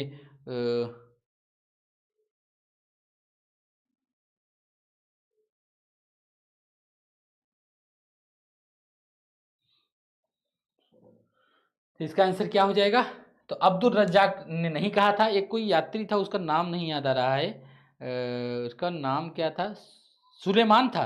सुलेमान ने कहा था ना। हाँ, सुलेमान ने रुहमा कहा था। सुलेमान, ना कि अब्दुल रज्जाक। ठीक है, चलिए पहला और दूसरा सही हो जाएगा आपका, इसमें तीसरा सही नहीं होगा। चलिए 43 नंबर सवाल को देख लेते हैं। 43 नंबर सवाल आपका क्या हो जाएगा? एलोरा के प्रसिद्ध कैलाश मंदिर का निर्माण किसने करवाया था? एलोरा के प्रसिद्ध कैलाश मंदिर का निर्माण किसने करवाया था? तो अमोघ वर्ष या फिर प्रवर सेन प्रथम, कृष्ण प्रथम या फिर कृष्ण तृतीय। तो इसका आंसर क्या हो जाएगा 43 नंबर में? 43 नंबर सवाल का आंसर हो जाएगा कृष्ण प्रथम। क्या हो जाएगा दोस्तों? कृष्ण प्रथम हो जाएगा इसका आंसर सी। 43 नंबर सवाल का आंसर सी हो जाएगा। चलिए आगे देख लेते हैं 44 नंबर सवाल की तरफ। 44 नंबर सवाल हमारा क्या है? चोल प्रशासन में वेल क्या था भाई? वेल भूमि माप की इकाई थी, सोने का सिक्का था, ब्राह्मणों को दिया जाने वाला भूदान था या फिर सैन्य इकाई की टुकड़ी थी। इसका आंसर क्या हो जाएगा 44 नंबर में? 44 नंबर सवाल का आंसर क्या हो जाएगा? 44 का आंसर ए हो जाएगा। भूमि माप की एक इकाई थी, इस बात का ख्याल आप लोग रखिएगा। चलिए अब हम बढ़ेंगे अगले सवाल की तरफ। हमारा अगला सवाल क्या है? 45 नंबर सवाल। 45 नंबर सवाल की तरफ देखेंगे। क्या है भाइयों? निम्नलिखित में से कौन एक संविधान के मूल ढांचे का भाग नहीं है? युक्त युक्तता का सिद्धांत, विधि का शासन, समाजवादी राज्य, न्यायपालिका और कार्यपालिका के मध्य शक्तियों का पृथक्करण। 45 नंबर सवाल का जवाब क्या हो जाएगा? इसका आंसर हो जाएगा कौन सा एक संविधान मूल ढांचे का सिद्धांत नहीं है? नहीं बताना है आपको। इसका जो समाजवादी राज्य है इसकी कोई भी मूल ढांचे में व्याख्या नहीं की गई है। ठीक है, तो मूल ढांचे का भाग 45 नंबर का सी नहीं होगा। चलिए केशवानंद भारती केस में आया था, इतना तो जानते होंगे। अगला देख लेते हैं 46 नंबर सवाल। 46 नंबर सवाल देखेंगे। क्या है हमारा? किस अनुच्छेद के तहत राष्ट्रपति पॉकेट वीटो शक्ति का प्रयोग करता है? पॉकेट वीटो अनुच्छेद 86, अनुच्छेद 111, अनुच्छेद 112 या फिर अनुच्छेद 93। 46 नंबर सवाल का आंसर क्या हो जाएगा? जो पॉकेट वीटो है वो आर्टिकल 111 के तहत। ठीक है, याद रख लीजिएगा इसको। आगे देख लेते हैं अगला सवाल हमारा क्या है? 47 नंबर सवाल। 47 नंबर सवाल की तरफ भाइयों बढ़ते हैं। क्या है? निम्नलिखित कथनों पर विचार कीजिए। क्या कथन है? कथन है पहला, मूल संविधान में शिक्षा का अधिकार मूल अधिकार के अंतर्गत नहीं था। मूल संविधान मतलब जब संविधान बना था तो इसमें कहने का मतलब ये शिक्षा का अधिकार मूल अधिकार के अंतर्गत नहीं था, भाग 3 में ये नहीं था। चलिए दूसरा क्या है? 86वें संविधान संशोधन से पहले सर्वोच्च न्यायालय ने एक मामले में शिक्षा के अधिकार को अनुच्छेद 21 के अंतर्गत मूल अधिकार घोषित कर दिया। इसमें से कौन सा इसमें सही हो जाएगा? कोई बता सकता है? बिल्कुल बता सकते हैं, दोनों इसमें सही हो जाएगा। पहला भी सही होगा और दूसरा भी सही होगा। तो आंसर इसमें कौन सा सही हो जाएगा? 1 और 2 दोनों सही हो जाएगा। ठीक है, 1 और 2 दोनों सही हो जाएगा। आगे देख लेते हैं दोस्तों अगला क्या है आपका? 48 नंबर सवाल। 48 नंबर कथन कारण का सवाल है, तो देख लेते हैं कथन क्या है और कारण क्या है, उस हिसाब से उत्तर लगा देते हैं। भारतीय संविधान निर्माताओं का लक्ष्य भारत में एक कल्याणकारी राज्य की स्थापना करना था। इसमें कोई शक तो है नहीं, बिल्कुल सही है। भारतीय संविधान में नीति निर्देशक तत्वों को शामिल किया गया, बिल्कुल शामिल किया गया है। ठीक है, 36 से 51 तक क्या है? नीति निर्देशक सिद्धांत ही है। दोनों बातें तो सत्य नजर आ रही हैं, लेकिन इसमें आपको व्याख्या करते हुए स्पष्ट दिखाई दे रहा होगा कि नहीं, तो दोनों सत्य हैं लेकिन व्याख्या नहीं कर रहा है, इसलिए आंसर इसका क्या हो जाएगा? बी हो जाएगा। सत्य तो दोनों हैं लेकिन व्याख्या नहीं कर रहा है। 49 नंबर सवाल की तरफ देख लेते हैं। क्या है? 49 नंबर सवाल क्या है? निम्नलिखित कथनों पर विचार कीजिए। अनुच्छेद 143 के अंतर्गत राष्ट्रपति को उच्चतम न्यायालय से परामर्श करने का अधिकार है 143 के तहत। 49 नंबर में ये मैंने ठीक है, बिल्कुल सत्य है। दूसरा क्या है? राष्ट्रपति इस अनुच्छेद के अंतर्गत न्यायालय द्वारा दिए गए परामर्श को मानने के लिए बाध्य है? नहीं, बाध्य नहीं है। ठीक है, तो दूसरा गलत हो जाएगा और पहला सही हो जाएगा। आंसर इसका क्या हो जाएगा? केवल 1 सही हो जाएगा। आगे बढ़ते हैं 50 नंबर सवाल की तरफ। हाफ सेंचुरी हम लोग की कंप्लीट होने वाली है। इसके बाद हम लोग देखेंगे कि समय कितना हुआ। ठीक है, चलिए स्टॉक मार्केट में होने वाले घोटाले, जिसका इकोनॉमिक्स कमजोर है ध्यान देंगे इस पे। ठीक है, अब जो इकोनॉमिक्स से सवाल हैं ऐसे ही जहां मर्जी वहीं पढ़िए। इकोनॉमिक्स से सवाल आ गए टेस्ट में तो इसको पढ़ लीजिए। ऐसा नहीं जब इकोनॉमिक्स पढ़ेंगे तभी हम इकोनॉमिक्स रिवाइज करेंगे, अभी अपना दिमाग बंद कर रखेंगे। कई लोग ऐसा करते हैं। चलिए, स्टॉक मार्केट में होने वाले घोटालों की जांच के लिए निम्न में से कौन सी संस्था कार्य करती है? कौन सी संस्था कार्य करती है? सीबीआई, ईडी, NIA या फिर SFI। तो 50 नंबर सवाल का जवाब क्या हो जाएगा? कौन करती है? SFI करती है। इस बात को नोट कर लीजिएगा, इसका आंसर क्या हो जाएगा? डी। अगला सवाल देख लेते हैं, 51 नंबर सवाल। 51 नंबर सवाल, और एक बार भी अब हम समय देखेंगे कि हमारा क्या रवैया है, कैसे हम चल रहे हैं। ठीक है, तो हमारे पास 50 मिनट हुआ है और हम लोगों ने 50 सवाल भी कर लिया है। ठीक है, 50 सवाल किया है और 50 हमारे पास मिनट भी हो चुके हैं, यानी कि आंकड़ा ठीक ही चल रहा है। ठीक है, चलिए आंसर और ज्यादा लोग दो भाई, कम लोग आंसर दे रहे हैं। 51 नंबर, निम्नलिखित कथनों पर विचार कीजिए। संविधान संशोधन विधेयक संसद के दोनों सदनों द्वारा अलग अलग साधारण बहुमत से पारित होना चाहिए। क्या संविधान संशोधन साधारण बहुमत से पारित होना चाहिए? ठीक है, गलत जवाब है। संविधान संशोधन विधेयक पर दोनों सदनों में गतिरोध की स्थिति में राष्ट्रपति अनुच्छेद 108 के अंतर्गत संयुक्त अधिवेशन बुला सकता है। आपको पता है अनुच्छेद 108 के तहत राष्ट्रपति बुला तो सकता है संयुक्त बैठक, लेकिन संविधान संशोधन के मामलों में, धन विधेयक के मामलों में संयुक्त बैठक नहीं बुलाई जाती है। तो इसका आंसर क्या हो जाएगा? इसका आंसर हो जाएगा ना तो एक सही है और ना ही दो सही है, इसलिए इसका आंसर क्या हो जाएगा? डी सही हो जाएगा दोस्तों। ठीक है, चलिए अगला सवाल देख लेते हैं। अगला सवाल हमारा क्या है? 52 नंबर सवाल हमारा देखते हैं और पढ़ते हैं। भारतीय संविधान के अंतर्गत निम्नलिखित में से कौन से मौलिक अधिकार भारत में रहने वाले नागरिकों के साथ साथ विदेशियों को भी प्राप्त हैं? भारत में रहने वाले नागरिकों के साथ साथ विदेशियों को भी प्राप्त हैं। दोनों को कौन से प्राप्त हैं? विधि के, आपको याद हो गया होगा आपको ना, 52 नंबर का बता दीजिए कौन कौन से प्राप्त हैं। विधि के समक्ष क्षमता सभी को प्राप्त है, चाहे भारत का हो चाहे विदेश का। धर्माचरण की स्वतंत्रता, बिल्कुल सही। और विचार एवं अभिव्यक्ति की स्वतंत्रता, विचार एवं अभिव्यक्ति की स्वतंत्रता केवल भारतीयों को प्राप्त है, विदेशियों को नहीं प्राप्त है भारत में। ठीक है, विदेशी कोई आकर के कुछ भी नहीं बोल सकता। 1 और 2 इसमें सही है। आंसर क्या हो जाएगा इसका? 52 नंबर सवाल का आंसर सी हो जाएगा। ठीक है, 1 और 2 इसमें सही है। आंसर क्या हो जाएगा? सी। 53 नंबर सवाल देख लेते हैं। कथन कारण का सवाल है। क्या सवाल है देख लेते हैं। कथन कारण का सवाल है, देखते हैं भाई। भारतीय संविधान व्यक्ति की स्वतंत्रता तथा सामाजिक हितों के बीच संतुलन स्थापित करने का प्रयास करता है। कारण क्या है? कारण है भारतीय नागरिकों को प्रदान किए गए मूल अधिकार अबाध हैं, उस पर किसी भी प्रकार का कोई लगाम नहीं लगाया जा सकता। क्या यह बात सत्य है? बिल्कुल गलत बात है। ठीक है, तो क्या पहला सही है? तो बिल्कुल पहला सही है कि गलत है? पहला सही है। कथन 1 सही है, कारण गलत है। आंसर इसका देख लेते हैं क्या है। ए सही है, कारण इसका गलत है, तो यानी कि आंसर सी हो जाएगा। ठीक है, चलिए युक्त युक्त प्रतिबंध भी लगाए गए हैं। जहां हमको अधिकार प्राप्त है वहीं युक्त युक्त प्रतिबंध भी लगाया गया है। ठीक है, चलिए 54 नंबर सवाल को देख लेते हैं। 54 नंबर सवाल हमारा क्या हो जाएगा? एक संसद सदस्य की सीट को रिक्त घोषित किया जा सकता है यदि वह सदन से लगातार कितने दिन तक अनुपस्थित रहे, एब्सेंट रहे, तो उसको सीट रिक्त घोषित कर दिया जाएगा। 6 माह, 2 माह, 3 माह या फिर 1 वर्ष। 54 नंबर सवाल का जवाब क्या हो जाएगा? ये हो जाएगा आपका 2 माह, लगातार 2 माह ना। हाँ बिल्कुल, 2 माह लगातार अगर वो एब्सेंट रहता है तो सीट को घोषित कर दिया जाए। अच्छा, इसमें संसद का अलग है, 101 है और 190 है। संसद के लिए 101 है और विधानसभा के लिए 190 है।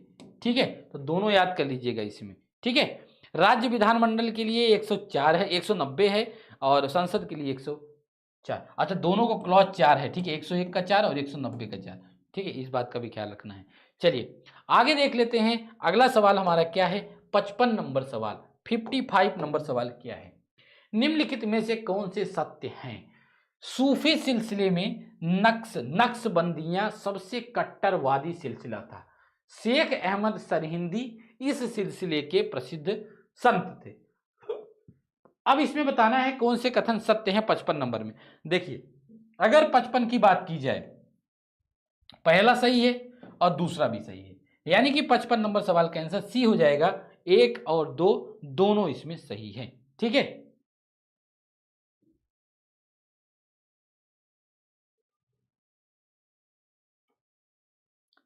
चलिए आगे देख लेते हैं, अगला सवाल देख लेते हैं। 56 नंबर सवाल आपका क्या हो जाएगा? 56 नंबर सवाल, सूची 1 को सूची 2 से सुमेलित करना है। एक तरफ है सूफी संत और दूसरी तरफ है उपाधि। देख लेते हैं इसमें क्या हो जाएगा इसका आंसर। 56 नंबर सवाल हो गया ना? हाँ ठीक है, देख लेते हैं। तो ए और बी से आपको सुमेलित करना है, देख लेते हैं क्या है। ठीक है, चलिए। शेख निजामुद्दीन औलिया, शेख निजामुद्दीन औलिया जो है महबूब ए इलाही, शेख निजामुद्दीन औलिया महमूद ए इलाही। 3 नंबर सवाल, शेख सलीम चिश्ती शेख उल हिंद, शेख उल हिंद हो जाएगा। और शेख नसरुद्दीन हो, क्या महमूद का क्या हो जाएगा? चिराग ए दिल्ली, क्या हो जाएगा? चिराग ए दिल्ली। और बहाउद्दीन जकारिया शेख उल इस्लाम। ठीक है, इसका आंसर क्या निकल के आ रहा है? इसका आंसर निकल के आ रहा है कि 3 1 2 4, क्या आ रहा है? 3 1 2 4, यानी कि डी ऑप्शन इसका सही हो जाएगा। ठीक है, इसका ऑप्शन कौन सा सही हो जाएगा? डी सही हो जाएगा। ठीक है, चलिए आगे देख लेते हैं। 57 नंबर सवाल हमारा क्या है? 57 नंबर सवाल दोस्तों, निम्नलिखित में से किस एक विदेशी यात्री ने विजयनगर साम्राज्य की यात्रा नहीं की थी? विजयनगर साम्राज्य की यात्रा नहीं की थी। Duarte Barbosa, Domingo Paes, Fernandes Nuniz या फिर राल्फ फिच।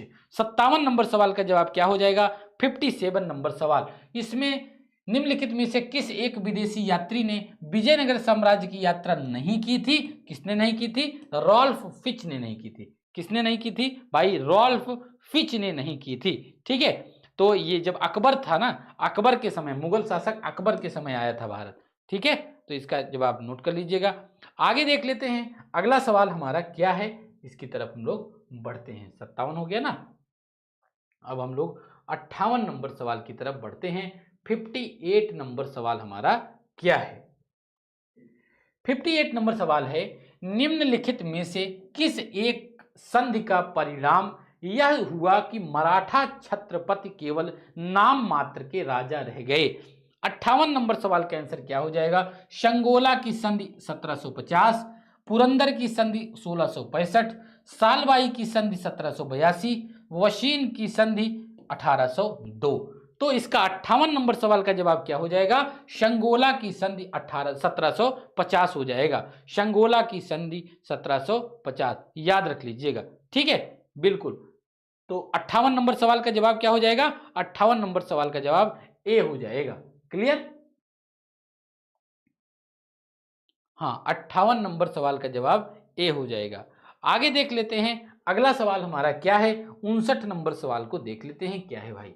निम्नलिखित में से कौन सा एक घटना चतुर्थ आंग्ल मैसूर युद्ध से संबंधित नहीं है? संबंधित नहीं है पर ज्यादा जोर देना है। ठीक है, टीपू द्वारा नेपोलियन के से पत्र व्यवहार, वेलेजली को मार्क्विस की उपाधि, टीपू की मृत्यु या फिर अंग्रेजों द्वारा मैसूर को अपने प्रत्यक्ष नियंत्रण में लेना। 59 नंबर सवाल का जवाब क्या हो जाएगा? 59 नंबर सवाल का आंसर क्या हो जाएगा? ये जो है ना, चतुर्थ आंग्ल मैसूर के संबंध में ये घटना नहीं थी। ठीक है, तो याद रखिएगा। तो ये आपका डी हो जाएगा इसका जवाब। इसका जवाब क्या हो जाएगा? इसका जवाब डी हो जाएगा। ठीक, चलिए अगला सवाल देख लेते हैं। 60 नंबर सवाल आपका क्या है, देखते हैं। वांडीवास का युद्ध किस किस के मध्य हुआ था? वांडीवास का युद्ध किस किस के मध्य हुआ था भाइयों, बताना है आपको। अंग्रेजों एवं पुर्तगालियों के मध्य हुआ था, अंग्रेजों तथा फ्रांसीसियों के मध्य हुआ था, फ्रांसीसियों तथा पुर्तगालियों के मध्य हुआ था, या फिर पुर्तगालियों तथा डचों के मध्य हुआ था। 60 नंबर सवाल का जवाब क्या हो जाएगा? वांडीवास का युद्ध जो है वो अंग्रेजों तथा फ्रांसीसियों के मध्य हुआ था। किसके किसके मध्य हुआ था? अंग्रेजों तथा फ्रांसीसियों के मध्य हुआ था। ठीक है, बिल्कुल, इसको याद कर लीजिएगा। 60 नंबर सवाल का आंसर बी हो जाएगा। 61 नंबर सवाल की तरफ हम लोग बढ़ते हैं। 61 नंबर सवाल क्या है? सूची 1 को सूची 2 से इसमें हमको सुमेलित करना है। ठीक है, समय का ध्यान रखना है। 1 घंटे हो गया है और 1 घंटे में हमने लगभग 60 सवाल कंप्लीट कर लिया है। ठीक है, स्पीड हमारी ठीक है। चलिए, प्रधानमंत्री जनधन योजना, प्रधानमंत्री जनधन योजना जो है वो 2014 में आई थी और 28 अगस्त 2014। मुद्रा बैंक योजना जो है वो 2015 में 8 अप्रैल 2015 में आई थी मुद्रा बैंक योजना। पीएम सुरक्षा बीमा योजना कब आई थी? 9 मई 2015 को। ठीक है, 9 मई 2015 को। और digital gender Atlas for advancing girls education in India, ये कब आया था? 9 मार्च 2015। तो ये सारी चीजें आपको ध्यान में रखना है, योजनाओं के संदर्भ में ये सवाल आ सकता है। ठीक है, पुरानी योजनाएं बहुत पूछी जाती हैं। अब इस हिसाब से कौन सा सही हो जाएगा? तो 3 2 1 4 यानी कि डी सही हो जाएगा। ठीक है, चलिए आगे देख लेते हैं। अगला सवाल हमारा क्या हो जाएगा, देख लेते हैं। 62 नंबर सवाल। 62 नंबर सवाल हमारा क्या है दोस्तों?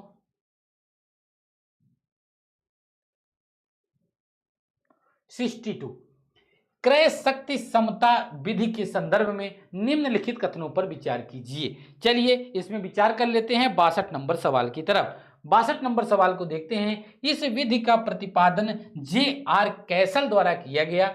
इस विधि का सबसे पहले प्रयोग 1993 में अंतरराष्ट्रीय मुद्रा कोष द्वारा किया गया। सत्य कथन की इसमें पहचान करनी है। इसमें 62 नंबर में सत्य कथन कौन सा हो जाएगा?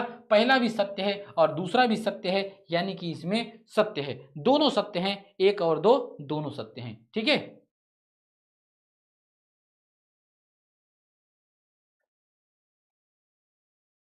क्या हो गया, कोई दिक्कत? चलिए, तो 11 फरवरी, हाँ सही पकड़े हैं, 11 फरवरी है। ऑप्शन तो दिखेगा ही, एक्सप्लेनेशन नहीं बताया जाएगा। चलिए, राष्ट्रीय मानसिक स्वास्थ्य और स्नायु विज्ञान संस्थान अवस्थित है। कहाँ अवस्थित है? हैदराबाद में, बेंगलुरु में, नई दिल्ली में, चेन्नई में। कहाँ अवस्थित है?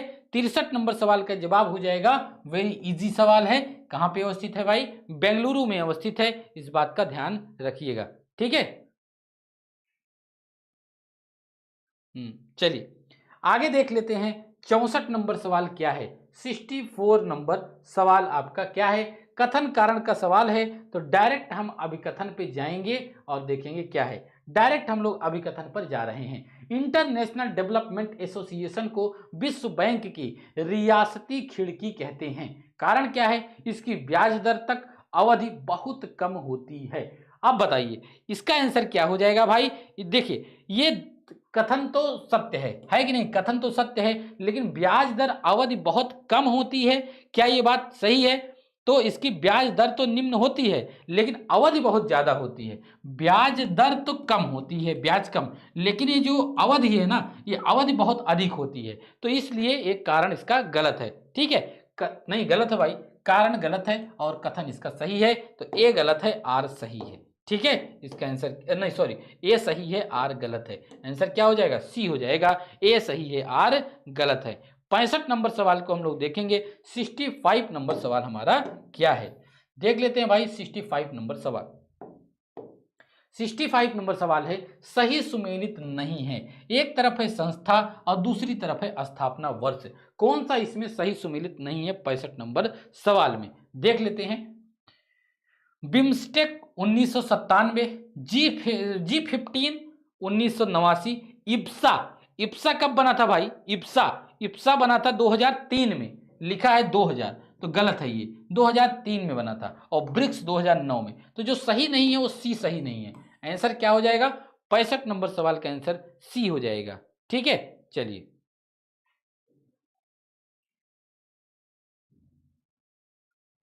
चलिए आगे देख लेते हैं। 65 नंबर हो गया। अब हम लोग 66 नंबर सवाल की तरफ बढ़ जाते हैं। 66 नंबर सवाल की तरफ बढ़ते हैं। क्या है 66 नंबर सवाल हमारा? ठीक है, चलिए 66 नंबर सवाल है, निम्नलिखित में से किसमें तरलता का अंश सबसे अधिक है? तरलता का अंश सबसे अधिक है सोने में, 100 रुपए के नोट में, कृषि भूमि से, आवासीय प्लाट में। 66 नंबर सवाल, तरलता का किसको तुरंत भुनाया जा सकता है? तरलता का अंश सबसे अधिक किसमें है? नोट में। 100 रुपए दीजिए, सामान लीजिए। सोना लेंगे, ले जाएंगे, देखेगा असली है नकली है, टाइम लगेगा। आंसर क्या हो जाएगा? 100 का 100 रुपए। ठीक है, और सोने में से कुछ काट कर भी देंगे आपको। बिल्कुल, चलिए बिना किसी मूल्य में कमी आए 100 का नोट 100 ही रहेगा। चलिए, गिग इकोनॉमी के संबंध में असत्य कथन है। अस्थायी रोजगार कम है, अल्प समय के लिए काम, एक व्यक्ति विभिन्न संस्थाओं के लिए एक साथ कार्य कर सकता है, अकुशल श्रमिकों के लिए अत्यधिक उपयोगी। तो 67 नंबर सवाल का जवाब क्या हो जाएगा बताइए? तो इसका जवाब हो जाएगा जो गिग इकोनॉमी के संबंध में असत्य कथन है। तो जो ऊपर के तीनों है ना, ऊपर का तीनों ने है, ये तीनों सही है, लेकिन अकुशल श्रमिकों के लिए अत्यधिक उपयोगी ये गलत है। ठीक है, आंसर क्या हो जाएगा? डी हो जाएगा। तो इसमें गलत ही छांटना था, तो 67 नंबर सवाल का आंसर डी हो जाएगा। 68 नंबर सवाल को देख लेते हैं। 68 नंबर सवाल आपका क्या है? इनिशियल पब्लिक ऑफर के संबंध में असत्य कथन है। असत्य कथन कौन सा है? शेयर बाजार में सूचीबद्ध कंपनी द्वारा शेयर का निर्गमन। दूसरा है यह मार्केट से पैसा प्राप्त करने की एक विधि है। तीसरा है शेयर बाजार में सूचीबद्ध कंपनी द्वारा प्राइमरी मार्केट में शेयर लाना। सभी कथन सत्य है। 68 नंबर सवाल का जवाब बताइए आपका। ये इनिशियल पब्लिक ऑफर आईपीओ के संबंध में कौन सा असत्य कथन है? कोई बता सकता है इसमें असत्य कथन कौन सा है? इसका है शेयर बाजार में सूचीबद्ध कंपनियों द्वारा शेयर का निर्गमन। सूचीबद्ध कंपनियों द्वारा शेयर का निर्गमन ये गलत हो जाएगा, ये आपका आईपीओ नहीं है। बाकी ये आपका जो दूसरा तीसरा है, दूसरा बी और सी है, ये सही है। असत्य केवल एक ही हो जाएगा। आंसर इसका 68 का ए हो जाएगा। ठीक है, हाँ, असत्य वाले बहुत ध्यान से करना है, असत्य वाले को लेकर के डूबना नहीं है। ठीक है, चलिए 69 नंबर सवाल की तरफ बढ़ जाते हैं। 69 नंबर सवाल आपका क्या है? आरबीआई द्वारा नोट निर्गमन के लिए न्यूनतम कोष प्रणाली को किस वर्ष से प्रचलन में लाया गया? न्यूनतम कोष प्रणाली को किस वर्ष से प्रचलन में लाया गया? 1950, 1957, 1954, 1985। 69 नंबर सवाल का आंसर क्या हो जाएगा? ये हो जाएगा आपका 1957, 1957 हो जाएगा। ठीक है, चलिए आगे देख लेते हैं। अगला सवाल हमारा क्या है? 70 नंबर सवाल, 70 नंबर सवाल हमारा क्या है देख लेते हैं। चालू खाते के घाटे को कम करने में निम्नलिखित में से कौन सा एक सहायक नहीं है? चालू खाते घाटे को कम करने के लिए सहायक नहीं है। घरेलू मुद्रा का अवमूल्यन, प्रत्यक्ष विदेशी निवेश को बढ़ावा देना, निर्यात को मिलने वाली आर्थिक सहायता में कटौती, निर्यात को बढ़ावा। 70 नंबर सवाल का आंसर क्या हो जाएगा भाई? ये जो चालू खाते के घाटे को कम करने में निम्नलिखित में से कौन सा एक सहायक नहीं है? तो घरेलू मुद्रा का अवमूल्यन कर दीजिए, तो चालू खाते में घाटे में सुधार होगा, ये तो सही है। प्रत्यक्ष विदेशी निवेश को बढ़ावा देना, ठीक है। निर्यात को मिलने वाली आर्थिक सहायता में कटौती। 70 नंबर सवाल का आंसर क्या हो जाएगा? सी, ये सहायक नहीं है। ठीक है, सी। और बाकी निर्यात को बढ़ावा, ये तो है ही है, सी नहीं होगा। इसका आंसर क्या हो जाएगा? सी होगा। ठीक है, चलिए आगे देख लेते हैं हम लोग। 71 नंबर सवाल, 71 नंबर सवाल आपका क्या है? अब हमारा 1 घंटे 10 मिनट हो चुका है। 70 मिनट 70 सवाल सही चल रहा है। ठीक है, कोई बहुत बुरा नहीं चल रहा है। अभी जब करंट अफेयर आएगा तो हम लोग थोड़ा फास्ट चल लेंगे। चलिए, जब हम विभिन्न आय वर्गों के बीच कितनी विषमता है, जब हम विभिन्न आय वर्गों के बीच कितनी विषमता है इसकी माप करते हैं तो यह किस प्रकार की गरीबी को प्रदर्शित करता है? निरपेक्ष गरीबी, सापेक्ष गरीबी, संरचनात्मक गरीबी या फिर व्यक्तिपरक गरीबी। 71 नंबर सवाल का आंसर क्या हो जाएगा? इसका जवाब हो जाएगा, इसको हम सापेक्ष गरीबी कहते हैं। क्या कहते हैं? इसको हम सापेक्ष गरीबी कहते हैं। ठीक है, इस बात को नोट आप लोग कर लीजिएगा। ठीक है, अगले सवाल की तरफ हम लोग बढ़ते हैं। अगला सवाल हमारा क्या हो जाएगा?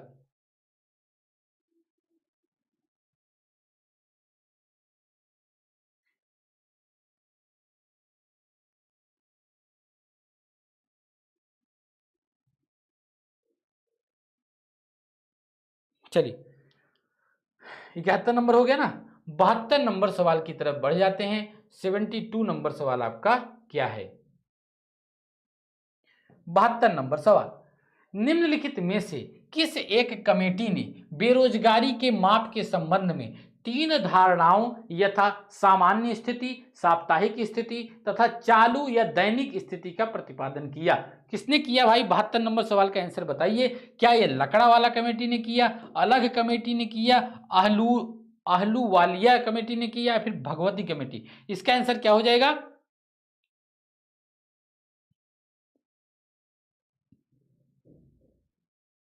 आज का पेपर टफ है, पिछले दो क्या रोज इजी ही होगा? तो इसमें बताइएगा ना, इसका आंसर क्या हो जाएगा? डी हो जाएगा। 72 नंबर सवाल का आंसर डी हो जाएगा। 73 नंबर सवाल को हम लोग देखेंगे। 73 नंबर सवाल हमारा क्या है? जीरो नेट ऐड से तात्पर्य है, जीरो नेट ऐड से तात्पर्य है पर्यावरण में जीरो कार्बन उपस्थिति से, एक प्रकार की बजट प्रणाली से, किसी देश द्वारा वैश्विक संस्थाओं द्वारा लिए गए ऋण से, या फिर किसी देश विदेश की आर्थिक व्यवस्थाओं में स्वनिर्भरता से। तो जीरो नेट ऐड से तात्पर्य क्या है? तो जीरो नेट ऐड से तात्पर्य है किसी देश विशेष की आर्थिक व्यवस्था में स्वनिर्भरता से है, अपने ऊपर स्वयं निर्भर है, उससे इसका तात्पर्य है। ठीक है, इसका आंसर क्या हो जाएगा दोस्तों? इसका आंसर डी हो जाएगा। 74 नंबर सवाल की तरफ बढ़ते हैं। 74 नंबर सवाल हमारा क्या है? 73 नंबर सवाल का डी। 74 नंबर सवाल की तरफ बढ़ते हैं। पर्यावरण एवं पारिस्थितिकी की क्रियाशीलता के कुछ नियमों पर आधारित होती है। इन नियमों के प्रतिपादक कौन थे? ध्यान देना है। पर्यावरण एवं पारिस्थितिकी की क्रियाशीलता कुछ नियमों पर आधारित होती है। इन नियमों के प्रतिपादक कौन थे? कौन है? बैरी कोमोनोर, लाडोन हैरिस, सोनिया जॉनसन, या फिर रेचल कार्सन? आंसर क्या हो जाएगा इसका? इसका हो जाएगा बैरी कोमोनोर। ठीक है, 74 नंबर सवाल का आंसर क्या हो जाएगा? ए हो जाएगा। ठीक है, चलिए 75 नंबर सवाल की तरफ बढ़ते हैं। 75 नंबर, सूची एक को सूची दो से सुमेलित करना है। एक तरफ है संस्थान और दूसरी तरफ है अवस्थिति। चलिए भाई देख लेते हैं 75 नंबर सवाल। तो आपका जो CIRG मतलब गोट रिसर्च इंस्टीट्यूट, केंद्रीय बकरी अनुसंधान संस्थान। तो बकरी अनुसंधान संस्थान कहाँ है? तो बकरी वाला तो मथुरा में है भाई। और IICT कहाँ है? IICT मतलब कालीन प्रौद्योगिकी संस्थान। तो कालीन वाला कहाँ है? कालीन तो आपका भदोही में हो जाएगा। कालीन कहाँ है? कालीन उद्योग भदोही में। और जो आपका NSI का मतलब शुगर इंस्टीट्यूशन, यानी कि शर्करा संस्थान, राष्ट्रीय शर्करा संस्थान कानपुर में है ना, कानपुर में है। और आपका NIB यानी कि national institute of biology, answer क्या हो जाएगा? नोएडा। तो इसका आंसर क्या निकल के आ रहा है? 2 1 3 4। 2 1 3 4 का मतलब ए हो जाएगा। ठीक है, तो ये तो याद ही होगा सबको, इसमें भी भूल जाएंगे, इसको नहीं भूलेंगे, इसको ये तो याद होगा आपको बहुत परफेक्टली। चलो भाई 76 नंबर सवाल देख लेते हैं। 76 नंबर सवाल हमारा क्या है? डिफेंस एक्सपो का आयोजन किया जाता है। डिफेंस एक्सपो का आयोजन किया जाता है प्रति 2 वर्ष पर, प्रति 4 वर्ष पर, प्रति 5 वर्ष पर, प्रति 3 वर्ष पर। 76 नंबर सवाल का जवाब क्या हो जाएगा? इसका हो जाएगा डिफेंस एक्सपो जो है वो प्रति 2 वर्ष पर आयोजित किया जाता है। याद रख लीजिएगा इसको। ठीक है, चलिए तो जो 2022 में किया गया ये 11वां था जो लखनऊ में किया गया था, है कि नहीं? 77 नंबर सवाल की तरफ हम लोग बढ़ते हैं। एक तरफ है झील और दूसरी तरफ है उसकी अवस्थिति। कौन सा इसमें सुमेलित नहीं है ये आपको बताना है। ठीक है, इसमें से कौन सा सुमेलित नहीं है? गौर झील रामपुर में है, बरुआ झील झांसी में है, बेला सागर झील मिर्जापुर में है। बेला सागर मिर्जापुर में है? नहीं, बेला सागर तो ये महोबा में है कि नहीं? बेला सागर कहाँ है? महोबा में है। और औंधी ताल वाराणसी में। आंसर क्या हो जाएगा? सी जो है वो सुमेलित इसका नहीं है। इसका आंसर क्या हो जाएगा? सी। ठीक है, चलिए आगे देख लेते हैं। अगला सवाल देख लेते हैं। 77 हो गया ना। 78 नंबर सवाल की तरफ हम लोग बढ़ते हैं। हमारा 78 नंबर सवाल क्या है? उत्तर प्रदेश में संयुक्त वन प्रबंधन प्रारंभ हुआ था वर्ष 1922 में, 1992, 91, 1990, 1994 में। तो इसका 78 नंबर सवाल का जवाब क्या हो जाएगा? 78 नंबर सवाल का जवाब हो जाएगा 1992 में संयुक्त वन प्रबंधन प्रारंभ हुआ था। ठीक है, आंसर क्या हो जाएगा? 1992। 79 नंबर सवाल को देख लेते हैं, क्या है? 79 नंबर सवाल आपका देखते हैं भाई, क्या है? उत्तर प्रदेश सरकार द्वारा चलाई जा रही एक जिला एक उत्पाद योजना का प्रमुख उद्देश्य है। एक जिला एक उत्पाद योजना का प्रमुख उद्देश्य क्या है? परंपरागत उद्योगों का विकास, स्थानीय कौशल का विकास, वस्तुओं का अधिक मात्रा में निर्यात, उपरोक्त सभी। 79 नंबर सवाल का जवाब हो जाएगा ये सभी। ठीक है, आंसर क्या हो जाएगा 79 का? 79 नंबर सवाल का आंसर डी हो जाएगा। ठीक है, चलिए अगला सवाल देख लेते हैं हम लोग। 80 नंबर सवाल, 80 नंबर सवाल हमारा क्या हो जाएगा? निम्नलिखित राज्यों में से कौन एक 2011 की जनगणना के अनुसार कुल साक्षरता दर और नगरीकरण के स्तर की दृष्टि से भारत में दूसरे स्थान पर है? गोवा, तमिलनाडु, केरल, मिजोरम। 80 नंबर सवाल का आंसर क्या हो जाएगा? 80 नंबर सवाल वेरी इंपॉर्टेंट सवाल है। अब इसका जवाब कौन देगा भाई? 80 नंबर सवाल का आंसर हो जाएगा डी, मिजोरम हो जाएगा। काफी ट्रिकी सवाल है लेकिन कोई बहुत ज्यादा टफ नहीं है। ठीक है, चलिए कई बार आप लोग याद कर चुके हैं। सर्वाधिक साक्षरता केरल की, दूसरा मिजोरम की है, और सर्वाधिक नगरीकरण गोवा, फिर मिजोरम है। ठीक है, चलिए 81 नंबर सवाल देख लेते हैं, क्या है? 81 नंबर सवाल दोस्तों क्या है? निम्नलिखित में से कौन सा युग्म सही सुमेलित नहीं है? इसमें से कौन सा युग्म सही सुमेलित नहीं है, यही आपको इसमें बताना है। ठीक है, प्रमुख अंतरराष्ट्रीय संगठन और दूसरी तरफ है इसका मुख्यालय। प्रमुख अंतरराष्ट्रीय संगठन है और इसका मुख्यालय है। पहला क्या है? विश्व व्यापार संगठन जेनेवा, यूरोपीय आर्थिक समुदाय ब्रसेल्स, विश्व बैंक न्यूयॉर्क, और आसियान आपका जकार्ता। 81 नंबर सवाल का जवाब क्या हो जाएगा? कौन सा सही सुमेलित इसमें नहीं है? तो जो विश्व बैंक की स्थापना है ये जुलाई 1945 में हुई थी। आपको पता है कब? 1945 में, वो भी जुलाई का महीना था। और इसका जो मुख्यालय है ये आपका न्यूयॉर्क नहीं है, ये है वाशिंगटन डीसी। क्या है भाई? वाशिंगटन डीसी इसका मुख्यालय है जो विश्व बैंक का है। तो इसका सही जवाब क्या हो जाएगा? सी इसका सही जवाब हो जाएगा। ठीक है, चलिए आगे बढ़ते हैं समय का ध्यान रखते हुए। अभी हमारे पास 40 मिनट है और हमारे पास सवाल तो ज़्यादा हैं, 40 से 40 20 60 सवाल हैं, लेकिन कोई बात नहीं है, हम लोग इसको कर ले जाएंगे। 82 नंबर सवाल को देख लेते हैं। 82 नंबर सवाल, शून्य बजट प्रणाली का सर्वप्रथम प्रयोग किसने किया था? ऑप्शन भी देखने की जरूरत आपको इसमें नहीं होनी चाहिए। फ्रांस, यूएसए, भारत या फिर ब्रिटेन। आंसर क्या हो जाएगा? दादा हमारे यूएसए द्वारा। ठीक है, सबके पूरे विश्व के दादा हैं। चलिए अगला सवाल देख लेते हैं। 83 नंबर सवाल क्या है? निम्नलिखित कथनों पर विचार करें। इन्वेस्ट यूपी के अंतर्गत गवर्निंग बोर्ड का अध्यक्ष वित्त मंत्री होता है।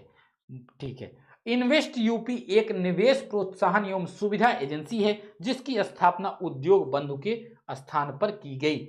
सत्य कथन की इसमें पहचान करना है, तो इसमें सत्य कथन कौन सा हो जाएगा? पहला सही है कि गलत है? पहला गलत है, दूसरा लेकिन सही है। ठीक है, तो 83 नंबर सवाल का जवाब क्या हो जाएगा? पहला सत्य। ये जो है इसका गवर्निंग बोर्ड का अध्यक्ष जो होता है वो मुख्यमंत्री तो होता ही है। इन्वेस्ट यूपी के गवर्निंग बोर्ड का अध्यक्ष वित्त मंत्री नहीं, मुख्यमंत्री होता है भाई। ठीक है, सीएम होता है, मुख्यमंत्री होता है। ठीक है, चलिए तो ये गलत हो गया, दूसरा सही हो गया। आंसर क्या हो जाएगा? बी हो जाएगा। केवल 2 सही है इसमें। ठीक है, ओनली 2 सही है। ठीक है, चलिए आगे बढ़ जाते हैं। 84 नंबर सवाल हमारा क्या है? 84 नंबर सवाल, उत्तर प्रदेश स्टार्टअप फंड का शुभारंभ किया गया वर्ष 2017 में, वर्ष 2018 में, वर्ष 2019 में, वर्ष 2020 में। कब किया गया भाई? इजी सवाल है, हो जाएगा आंसर क्या? 2020 में। आंसर क्या हो जाएगा? 2020 हो जाएगा। आगे देख लेते हैं भाई 85 नंबर सवाल। 85 नंबर सवाल हमारा क्या हो जाएगा? जनगणना 2011 के अनुसार उत्तर प्रदेश से संबंधित निम्नलिखित कथनों पर विचार करना है। पहला क्या है? उत्तर प्रदेश में महिला साक्षरता दर 57.2% है। दूसरा क्या है? उत्तर प्रदेश के कार्यबल में महिलाओं की सहभागिता दर 16.75% है। असत्य कथन इसमें से कौन से हैं? 85 नंबर सवाल।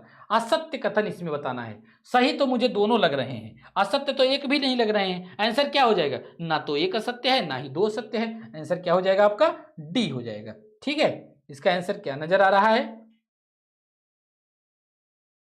डी आ रहा है।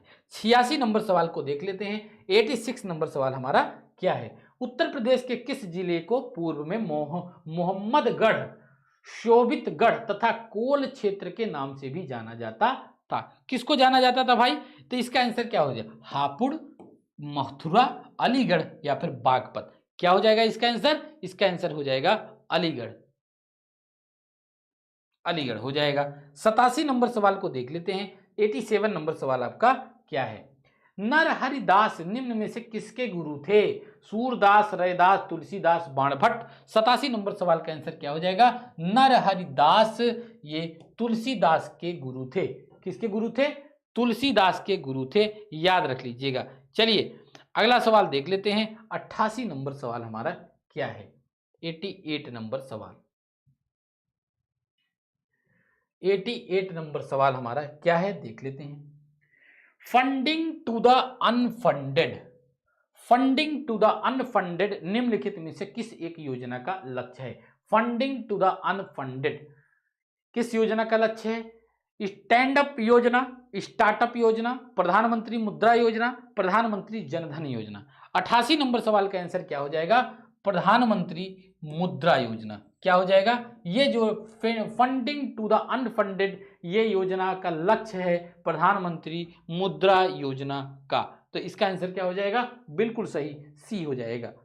89 नंबर सवाल का आंसर क्या हो जाएगा? किस्सा राधा कन्हैया के लेखक कौन है? किस्सा राधा कन्हैया के लेखक कौन है? सदल मिश्र, प्रताप नारायण मिश्र, नवाब वाजिद अली शाह या फिर बेगम हजरत महल। 89 नंबर सवाल का जवाब हो जाएगा, क्या हो जाएगा? नवाब वाजिद अली शाह किस्सा राधा कन्हैया के लेखक। 89 नंबर सवाल का सी हो जाएगा, याद रख लीजिएगा इसका। 90 नंबर सवाल क्या है? कथन कारण का सवाल है। कथन को पढ़िए फिर कारण को पढ़ते हैं। कथन क्या है? उद्देशिका संविधान का अभिन्न अंग है। कारण क्या है? संविधान में उद्देशिका का वही स्थान है जो अन्य उपबंधों का है। संविधान में उद्देशिका का वही स्थान है। देखिए अब इसमें कौन सा कथन सही हो जाएगा? कौन बताएगा इसमें? 90 नंबर सवाल का सही जवाब क्या होगा? देखिए बिल्कुल सही, ये पहला भी सही है, कारण भी और व्याख्या भी कर रहा है। तो आंसर क्या हो जाएगा? कथन और कारण दोनों सही हैं और इसकी व्याख्या भी सही कर रहा है। ठीक है, चलिए वेरी गुड। अगला सवाल देख लेते हैं भाई। अगला सवाल हमारा 91 नंबर 91 नंबर सवाल हमारा क्या हो जाएगा? थोड़ा हमको फास्ट चलना पड़ेगा, है कि नहीं? नहीं तो छूट सकता है।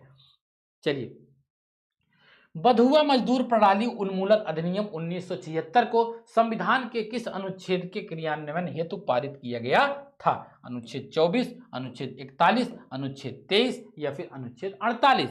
91 नंबर सवाल का जवाब क्या हो जाएगा? इसका जवाब हो जाएगा अनुच्छेद 23 हो जाएगा। क्या हो जाएगा दोस्तों? इसका जवाब हो जाएगा अनुच्छेद 23 यानी कि अनुच्छेद 23। ठीक है, चलिए आगे बढ़ जाते हैं हम लोग, अगले सवाल की तरफ बढ़ते हैं। क्या है हमारा 92 नंबर सवाल? राष्ट्रपति द्वारा कुछ क्षेत्रों से विशेष ज्ञान या अनुभव रखने वाले 12 सदस्यों को राज्यसभा हेतु मनोनीत किया जाता है। निम्नलिखित में से कौन सा एक क्षेत्र इसमें सम्मिलित नहीं है? कौन सा एक क्षेत्र इसमें सम्मिलित नहीं है? कौन बताएगा दोस्तों? ये जो सहकारिता, साहित्य, विज्ञान और कला, समाज सेवा, तो इसमें जो सहकारिता है ये इसमें सम्मिलित नहीं है। ठीक है, तो 92 नंबर सवाल का ए हो जाएगा। 93 नंबर सवाल की तरफ हम लोग बढ़ जाते हैं। 93 नंबर सवाल क्या हो जाएगा भाई? 93 नंबर सवाल क्या है देखते हैं। निम्नलिखित कथनों पर विचार कीजिए। राज्यों की राजभाषाओं के संबंध में प्रावधान अनुच्छेद 345 के तहत वर्णित है। दूसरा क्या है? राज्यों के लिए राजभाषा का निर्धारण संबंधित राज्य के विधानमंडल द्वारा किया जाता है। अब इसमें सत्य कथन की चुनाव करना है 93 नंबर में। तो देखिए इसमें सत्य कथन पहला भी है और दूसरा भी है, यानी कि दोनों कथन सत्य हैं। 1 और 2 दोनों सत्य हैं। 93 नंबर सवाल में आंसर हो जाएगा सी, बिल्कुल सही सपना जी। चलिए आगे देख लेते हैं 94 नंबर सवाल क्या हो जाएगा। 94 नंबर सवाल, निम्नलिखित संविधान संशोधन में से किसमें दल बदल के आधार पर संसद या राज्य विधानमंडल की सदस्यता के अयोग्यता के संबंध में प्रावधान है? 52वां संविधान संशोधन अधिनियम, 55वां संविधान संशोधन अधिनियम, 61वां संविधान संशोधन अधिनियम या फिर 69वां संविधान संशोधन अधिनियम। 94 नंबर सवाल का जवाब क्या हो जाएगा? इसका जवाब हो जाएगा, वेरी इजी सवाल है, 52वां संविधान संशोधन अधिनियम। ठीक है, ए सही हो जाएगा, बिल्कुल सही। चलिए 94 हो गया। 95 नंबर सवाल को देख लेते हैं क्या है। अब देखिए 95 से 105 तक मैथ रीजनिंग होगा। पहले हम पूरा जीएस कंप्लीट करेंगे, उसके बाद हम मैथ रीजनिंग पर आएंगे। ठीक है, चलिए कि करते हुए चलेंगे? नहीं नहीं, पहले कर लेते हैं जीएस वाला। ठीक है,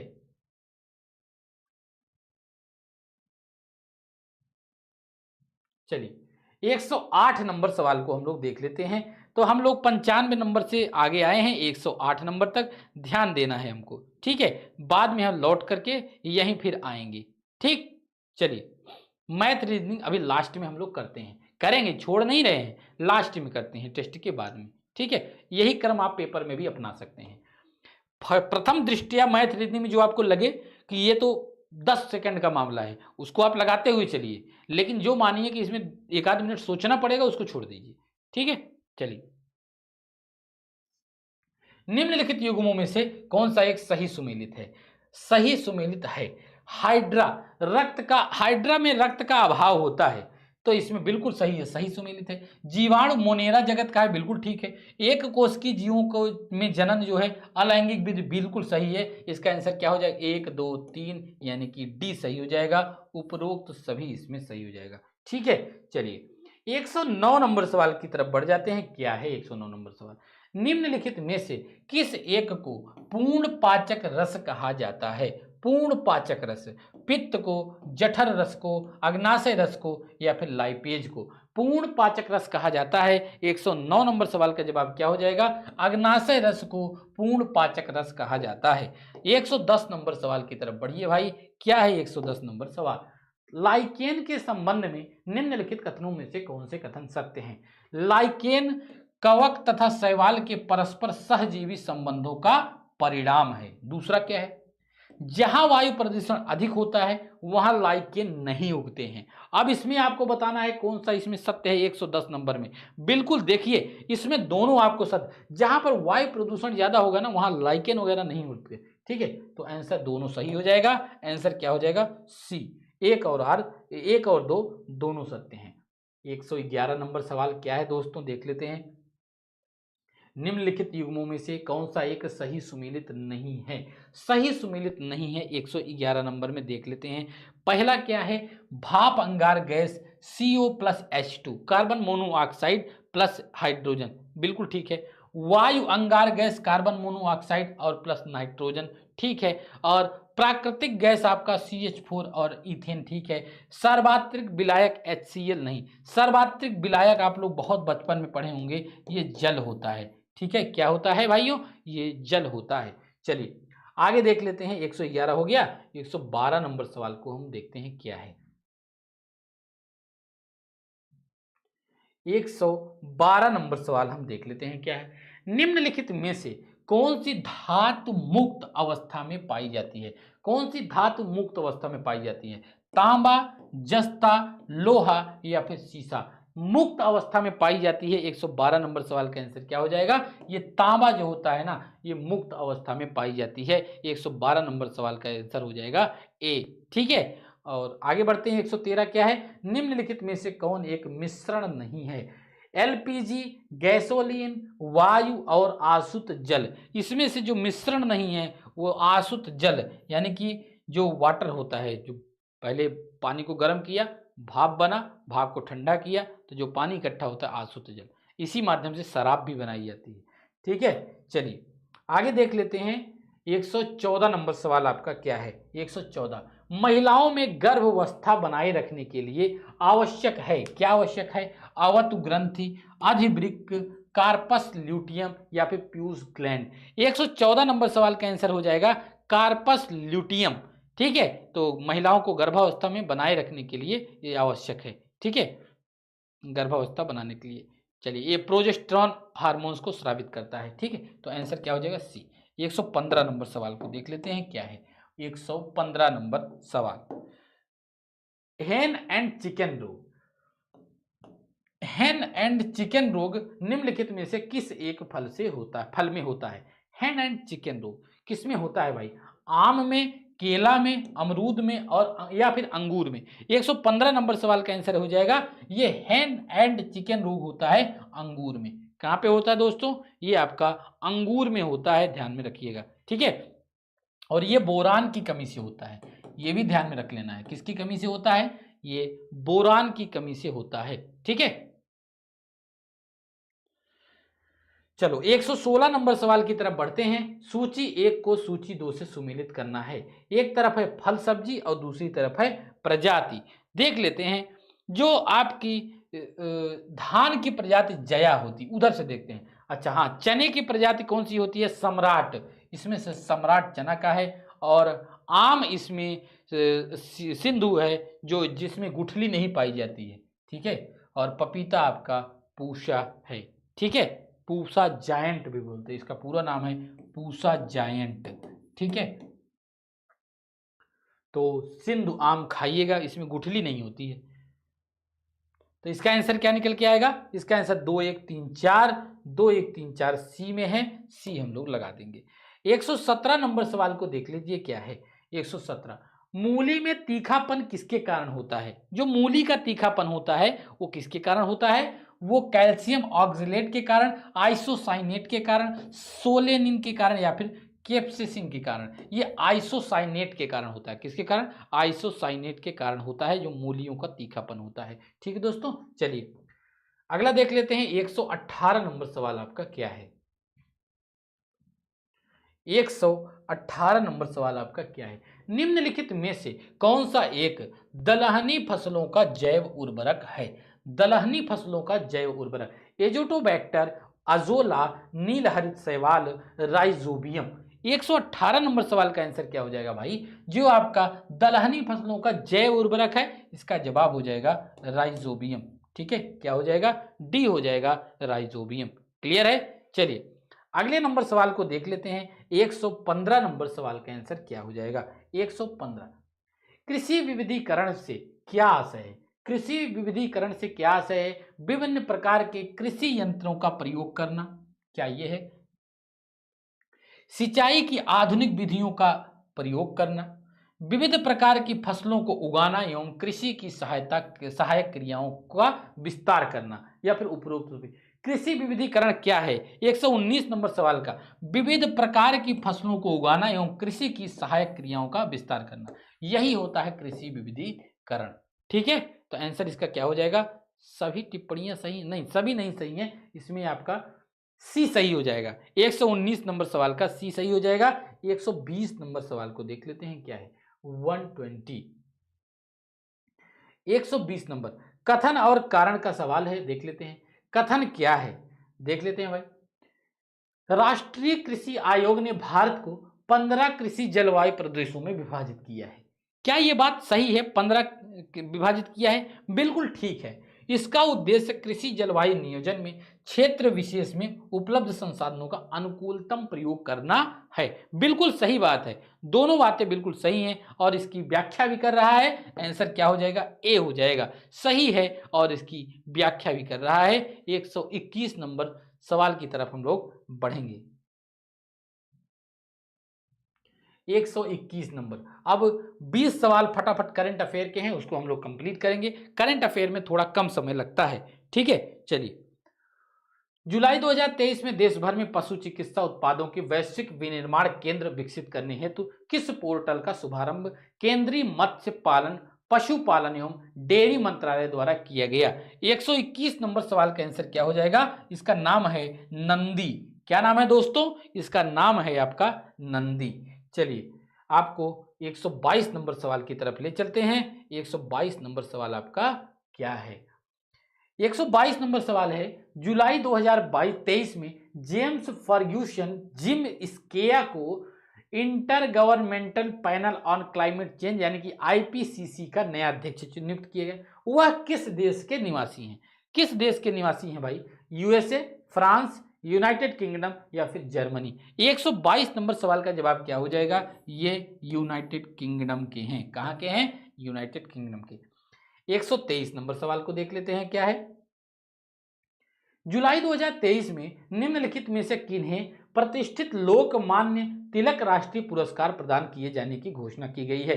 डॉक्टर के सिवान, नरेंद्र मोदी, अमित शाह, महेंद्र सिंह धोनी। 123 नंबर सवाल का आंसर क्या हो जाएगा?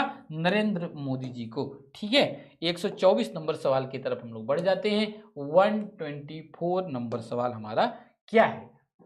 जुलाई 2023 में स्टार्टअप 20 शिखर सम्मेलन 2023 का आयोजन कहां संपन्न हुआ? गुरुग्राम हरियाणा में, जोधपुर राजस्थान में, बेंगलुरु कर्नाटक में, कोलकाता पश्चिम बंगाल में। 124 नंबर सवाल का जवाब क्या हो जाएगा? इसका जवाब हो जाएगा गुरुग्राम हरियाणा में। क्या हो जाएगा भाई? 124 नंबर सवाल का आंसर ए हो जाएगा, गुरुग्राम हरियाणा। 125 नंबर सवाल की तरफ हम लोग बढ़ते हैं, क्या है? जुलाई 2023 में प्रधानमंत्री नरेंद्र मोदी द्वारा विश्व का सबसे बड़ा संग्रहालय कहां बनाए जाने की घोषणा की गई है? कहां बनाएगा? देहरादून उत्तराखंड में, भोपाल मध्य प्रदेश में, नई दिल्ली में या फिर पुणे में? कहां पे बनाएगा भाई? 125 नंबर सवाल, ये हमारे प्यारी दिल्ली में। ठीक है, ये दिल जिसका बड़ा होता है वही दिल्ली में रहता है।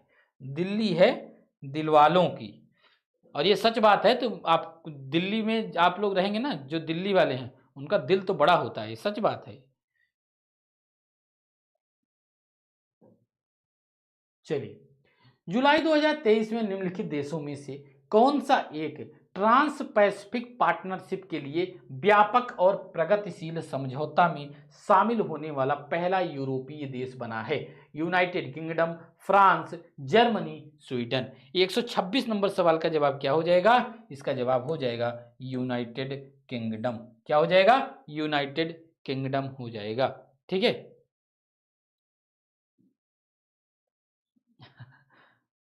घंटा बड़ा होता है? घंटा तो यहाँ नहीं, जहाँ तो घंटा छोटा है भाई।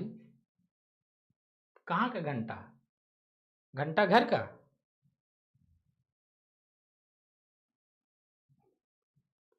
127 नंबर सवाल देख लेते हैं, क्या है? 127, केंद्र सरकार द्वारा जुलाई 2023 में निम्नलिखित में से किसे अंतरराष्ट्रीय वित्तीय सेवा केंद्रीय प्राधिकरण का नया अध्यक्ष चुना गया? के श्रीनिवास को, हर्ष मेहता को, के राजा रामन को या फिर शौर्य महर्षि को? 127 नंबर सवाल का जवाब क्या हो जाएगा? ये हो जाएगा के राजा रमन को। ठीक है, के राजा रमन को। चलिए, और अगला सवाल देख लेते हैं। अगला आपका क्या है? 128 नंबर सवाल का आंसर क्या होता है? जुलाई 2023 में निम्नलिखित में से किस तिथि को अंतरराष्ट्रीय बाघ दिवस मनाया गया? अंतरराष्ट्रीय बाघ दिवस 25 जुलाई, 22 जुलाई, 29 जुलाई, 30 जुलाई। 128 नंबर सवाल का आंसर क्या हो जाएगा? सी हो जाएगा। 128 नंबर सवाल का सी 29 जुलाई हो गया। जो एक भी प्रश्न का उत्तर नहीं देता ना, अगर कोई ऐसी वैसी बात आती तुरंत उत्तर देना शुरू, इसी के इंतजार में रहता है कि कब कौन सी बातें शुरू होंगी और कब हम। चलो भाई, 129 नंबर सवाल देख लेते हैं। 129 नंबर सवाल क्या है? जुलाई 2023 में निम्नलिखित अरब देशों में से कौन मनी लॉन्ड्रिंग पर एशिया प्रशांत समूह में पर्यवेक्षक का दर्जा प्राप्त करने वाला प्रथम अरब देश बना है? यमन, सऊदी अरब, यूएई, बहरीन। 129 नंबर सवाल का जवाब क्या हो जाएगा? इसका जवाब हो जाएगा यूएई। ठीक है, तो ये सारी चीजें पढ़ चुके हैं आप लोग। आज जो 140 प्रश्न किया जाएगा करंट अफेयर का, वो पूरे साल का करंट अफेयर की टेस्ट सीरीज है वो। तो 140 के 140 प्रश्न हम लोग उसमें सॉल्व करेंगे। करंट का वो सवाल रहेगा पूरा लेटेस्ट 140, इसी का 10वां टेस्ट है, रात 8 बजे वो होगा। ठीक है, तो मार्क्स बूस्टर सीरीज की जगह पे आज ये 10वां टेस्ट होगा। उसका कुछ भयानक सा नाम देते हैं ना थंबनेल पर, यही पढ़ लो आरो यारो बन जाओगे, ऐसा कुछ। क्या नाम दें उसका? कुछ टैग लाइन बताओ कुछ बढ़िया सी।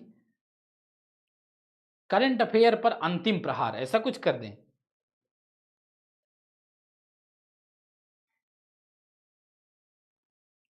लास्ट में फिलहाल कर लेते, नहीं तो समय बीत जाएगा भाई। समय का भी ध्यान रखना है। जुलाई 2023 में निम्नलिखित में से कौन सा देश संघाई सहयोग संगठन का अस्थायी सदस्य बना है? इराक, मिस्र, तुर्कमेनिस्तान, ईरान। 130 नंबर सवाल का आंसर क्या हो जाएगा? डी हो जाएगा, ईरान हो जाएगा। 131 नंबर सवाल की तरफ बढ़ते हैं। क्या है 131 नंबर सवाल? जुलाई 2023 में किस राज्य में मानव हाथी संघर्ष की समस्या के समाधान हेतु गजह कोथा अभियान शुरू किया है? असम, केरल, कर्नाटक, अरुणाचल प्रदेश।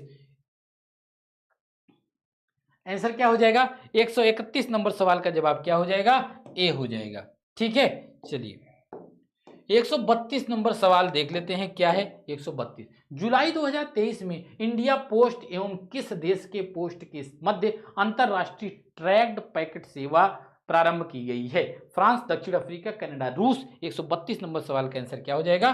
कनाडा हो जाएगा। आगे देख लेते हैं। 132 हो गया ना, 133 नंबर सवाल आपका क्या हो जाएगा? 133 नंबर सवाल आपका क्या है देख लेते हैं।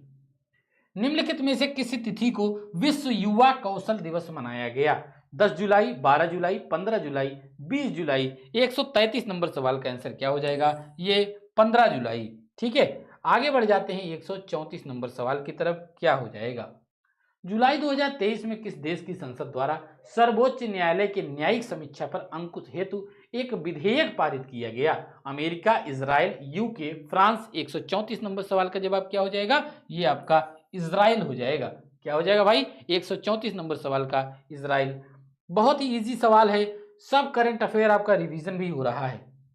जुलाई 2023 में सॉल्वेक्स 2023 नौ सैन्य अभ्यास का आयोजन भारत एवं किस देश की नौसेना के मध्य किया गया? ऑस्ट्रेलिया, चीन, नामीबिया, सिंगापुर। 135 नंबर सवाल का जवाब क्या हो जाएगा? ए ऑस्ट्रेलिया हो जाएगा। ठीक है, चलिए 136 नंबर सवाल क्या है भाई?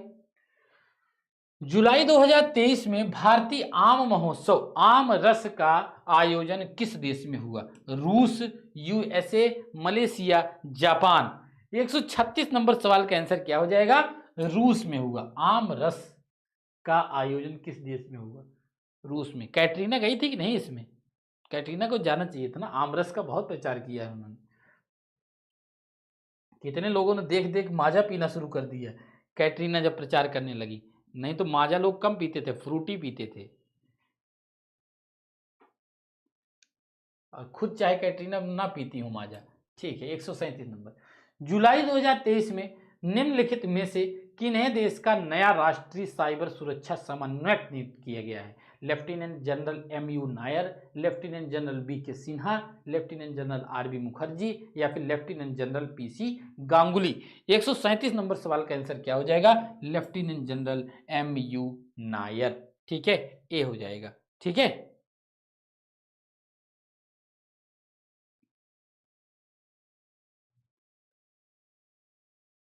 चलिए अगला सवाल देख लेते हैं।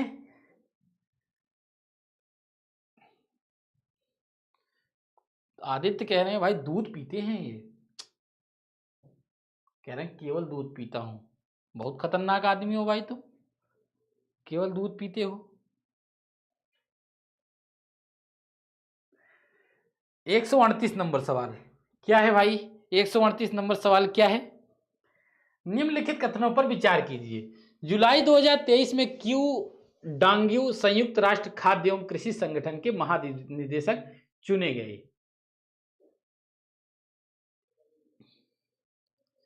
और दूसरा, क्यू डांग्यू दक्षिण कोरिया के कृषि एवं ग्रामीण मामलों के मंत्री रह चुके हैं। तो ये किसका, इसका आंसर क्या हो जाएगा? इसका 138 नंबर सवाल का आंसर क्या हो जाएगा? केवल एक सत्य है ना, तो ये दूसरा गलत है। ये कृषि एवं ग्रामीण मामलों के मंत्री रह चुके हैं। ठीक है, तो इसमें केवल एक सत्य है, केवल एक सत्य है। ठीक है, 139 नंबर सवाल।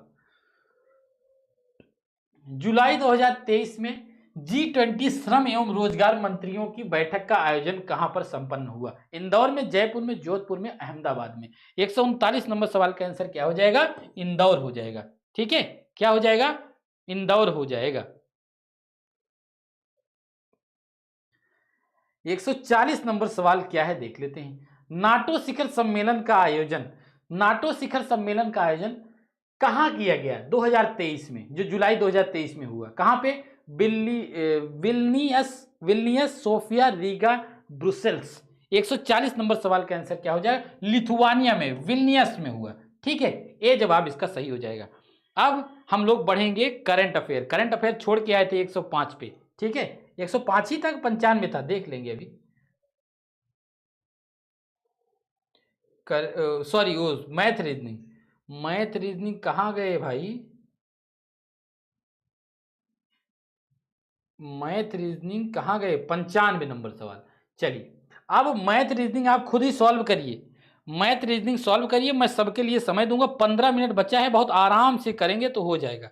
ठीक है, कोई जल्दबाजी नहीं है, एकदम आराम से करिए। ठीक है, एक एक सवाल के लिए एक एक मिनट लीजिए, कोई दिक्कत नहीं है। ठीक है, तो 95 नंबर सवाल को देखिए और इसका जवाब दीजिए।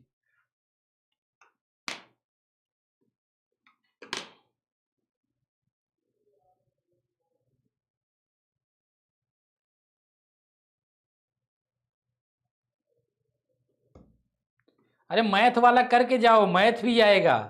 एम्बिशन मैथ भी करना है, नहीं तो ऐसे एग्जाम में छोड़ देना पड़ेगा। सब लोग करके जाओ मैथ और रीजनिंग भी, तभी तो मेरिट बनेगी। ऐसे अपने आप को बहकाया मत करो भाई। आप लोग कब तक लेट गो करोगे? कब तक? ऐसे मत किया करिए, करके जाना है, नहीं तो कर जाएंगे। बस गाना ही लगाना आता है क्या? 12 लाख की भीड़ देख के तो सीआर बन गए हैं, पता नहीं 32 लाख की भीड़ देख में क्या हो जाएगा इनका।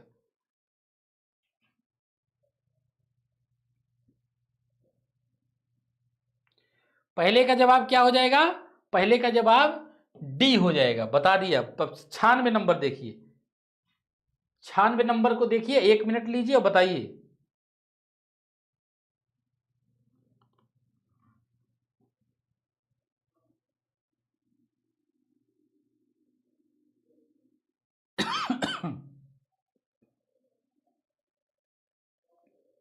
अच्छा, 35 लाख।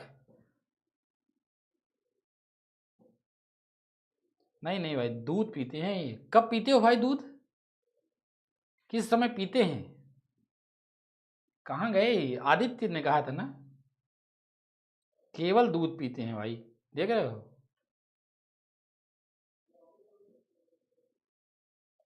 रोज? रोज कब पीते हो, रात में दिन में?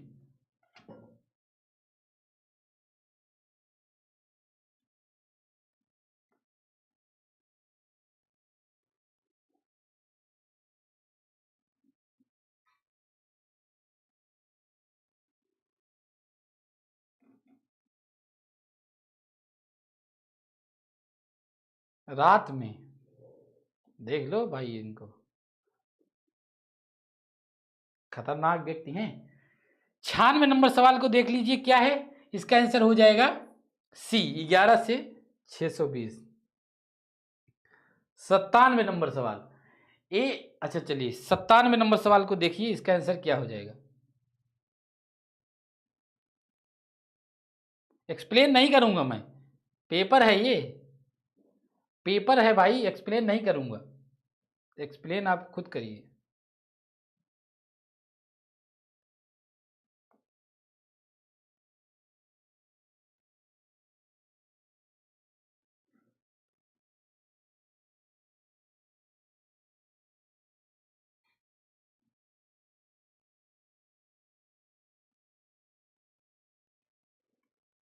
अच्छा, जो मांस, कुछ लोग आजकल एक नए ट्रेंड है, जैसे मांसाहार, तो मांस तो खाएंगे ही नहीं, खाएंगे दूध भी नहीं पीते हैं, उनका मानना है कि दूध भी मांसाहारी होता है। उसको क्या एक शब्द मिला है?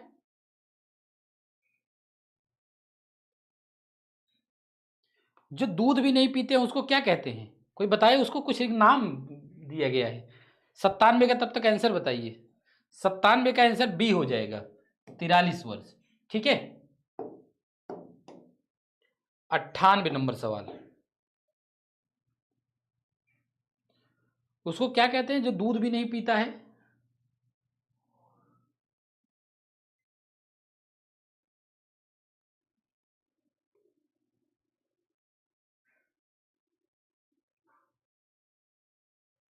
वैगन कहते हैं ना, वैगन कहा जाता है। हाँ,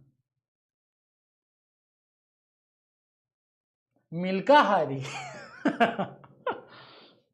मिल्काहारी, उनका मानना है कि दूध तो गाय से खून से ही बनता है, और सही बात है।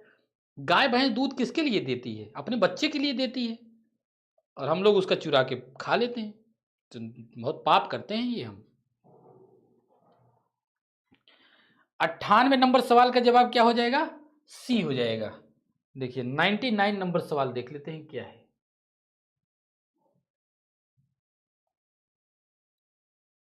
99 और 100 दोनों देख लेते हैं।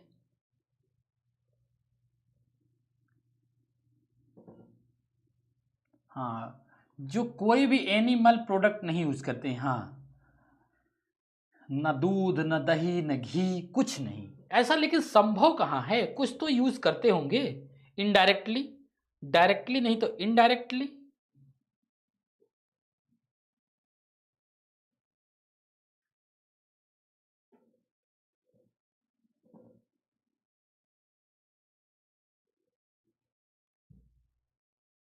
दुहावहारी, अरे नहीं भाई। 98 नंबर 99 नंबर सवाल का आंसर क्या हो जाएगा? सी हो जाएगा। और 100 नंबर में क्या होगा?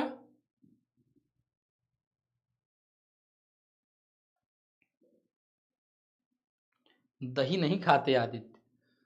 अरे भाई, इनके भाई इनसे लड़ना मत, कोई इनकी खतरनाक बहुत है, इनकी सीमा नहीं है। दही नहीं खाते हैं, घी नहीं खाते हैं, केवल दूध पीते हैं, वो भी रात को। बहुत खतरनाक आदमी। चलो भाई, हो गया। इसका बताओ 100 नंबर सवाल का क्या हो जाएगा? सी हो जाएगा। 101 नंबर सवाल, स्ट्रीट लाइट के सभी पोल सीधी पंक्ति में 50 मीटर के अंतराल पर गाड़े गए हैं। प्रथम तथा 9वें पोल के बीच कितनी दूरी होगी? 101 का बताइए।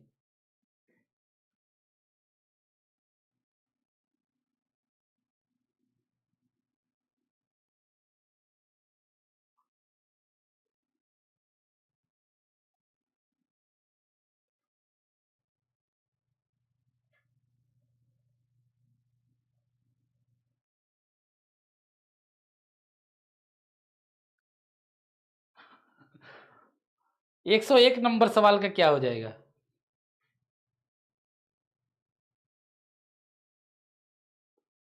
101 का सवाल हो जाएगा आंसर बी, 400 मीटर हो जाएगा। ठीक है, 400 मीटर।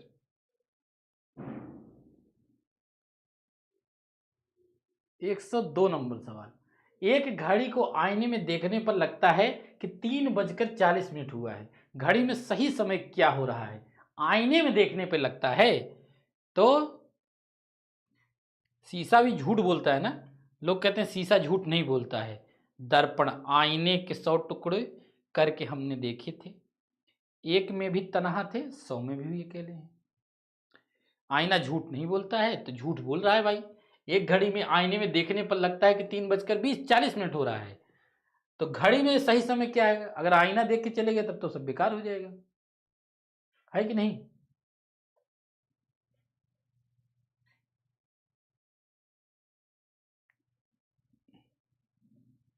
हाँ बिल्कुल, 8:20।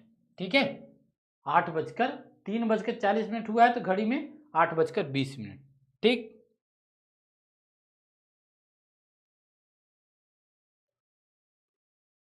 हाँ, 12 से घटा दो, चलिए ठीक है।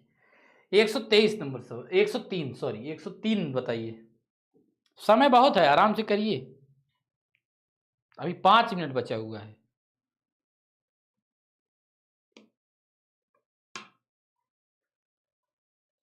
गाना नहीं सुनाए उस दिन, गाना सुना देंगे किसी दिन। मैं गाना सुना दूंगा तो कॉपीराइट आ जाएगा, चैनल बंद हो जाएगा। जैसे आप लोग जो गाना गाए थे ना, उसमें से 2 गाने पे कॉपीराइट आया था। एक पे जो ऐ मेरे वतन के लोगों गाई थी, और एक आया था जो जन गण मन, तो दोनों में कॉपीराइट आया था। दोनों हमको थोड़ा सा ट्रिम करना पड़ा उसको। ऐसे ही मैं गा दूंगा तो फिर कॉपीराइट आ जाएगा।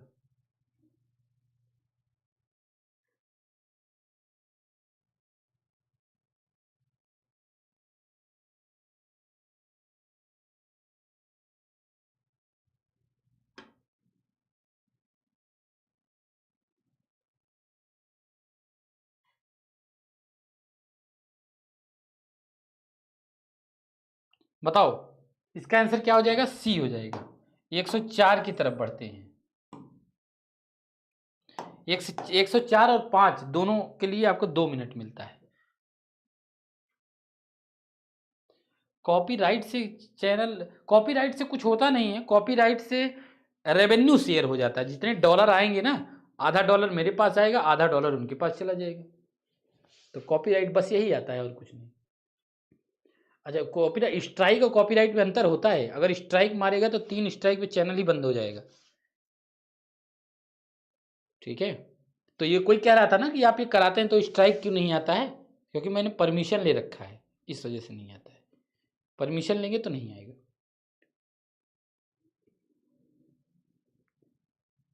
3 बार आ जाएगा तो फिर चैनल डिलीट हो जाता है।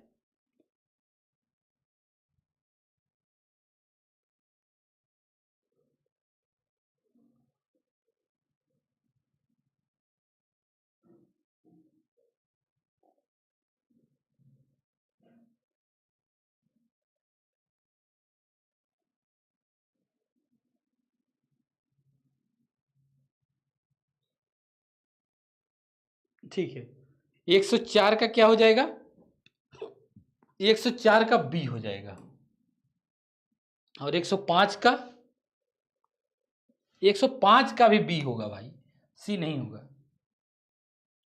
तो अब देखते हैं 106 नंबर।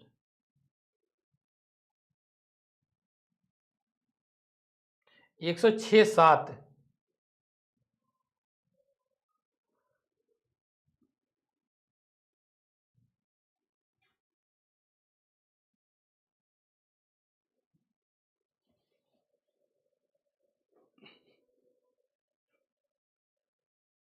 106 7 बताओ।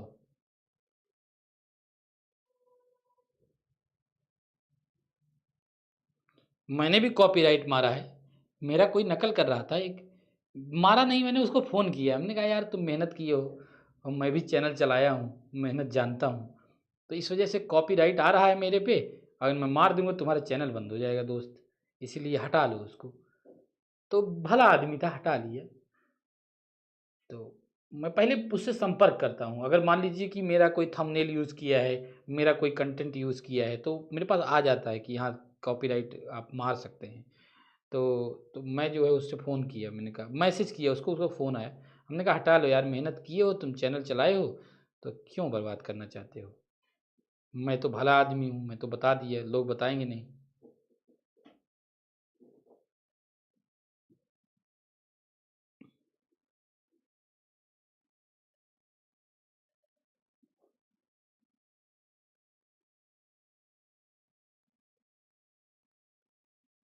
उसका बंद हो जाएगा। 3 बार में, 3 बार में बंद हो जाता है। एक बार स्ट्राइक अगर 3 महीने में आ गया, 3 बार मैंने मार दिया तो बंद हो जाएगा उसका, बेचारे की मेहनत खत्म हो जाएगी। 106 नंबर सवाल का देख लेते हैं क्या है। बी होगा, यू। और 107 नंबर का क्या हो जाएगा? इसका भी बी हो जाएगा, 10 हो जाएगा। ठीक है, बस हो गया कंप्लीट। अब आप हिंदी के करिएगा 4 बजे, और 4 बजे मुझे बताइएगा कि कितना सही कितना गलत है। ठीक है, 4 बजे।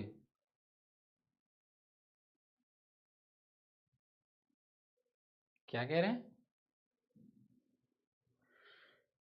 तो आप लोग 4 बजे आइएगा, हिंदी का टेस्ट है, करेक्ट 4 बजे आ जाना। 4 से 5 है, फिर दोनों मिला के मेरिट चेक करेंगे रात 8 बजे। ठीक है, और रात 8 बजे आज करंट अफेयर है, 140 क्वेश्चन डायरेक्ट, वही 140 जो आएगा परीक्षा में। तो थंबनेल ऐसे कुछ खतरनाक सा बनाऊं, 140 के 140, नहीं कुछ ऐसा बनाऊंगा, सोचूंगा अभी।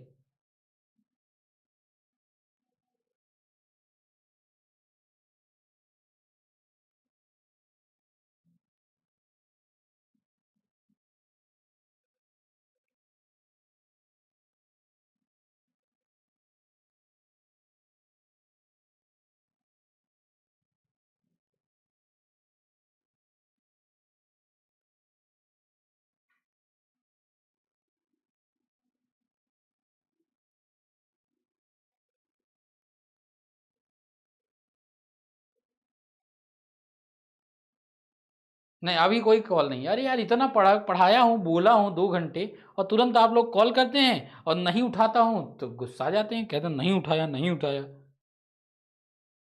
कुछ खाना वाना खाऊंगा, नहाऊं आऊंगा कि नहीं।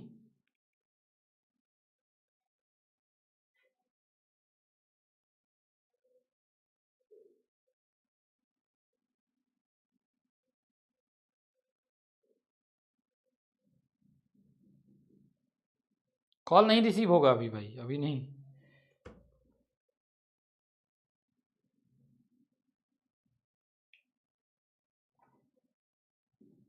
चलिए, okay, thank you very much. मिलते हैं 4 बजे, ठीक है? 4 बजे मिलते हैं।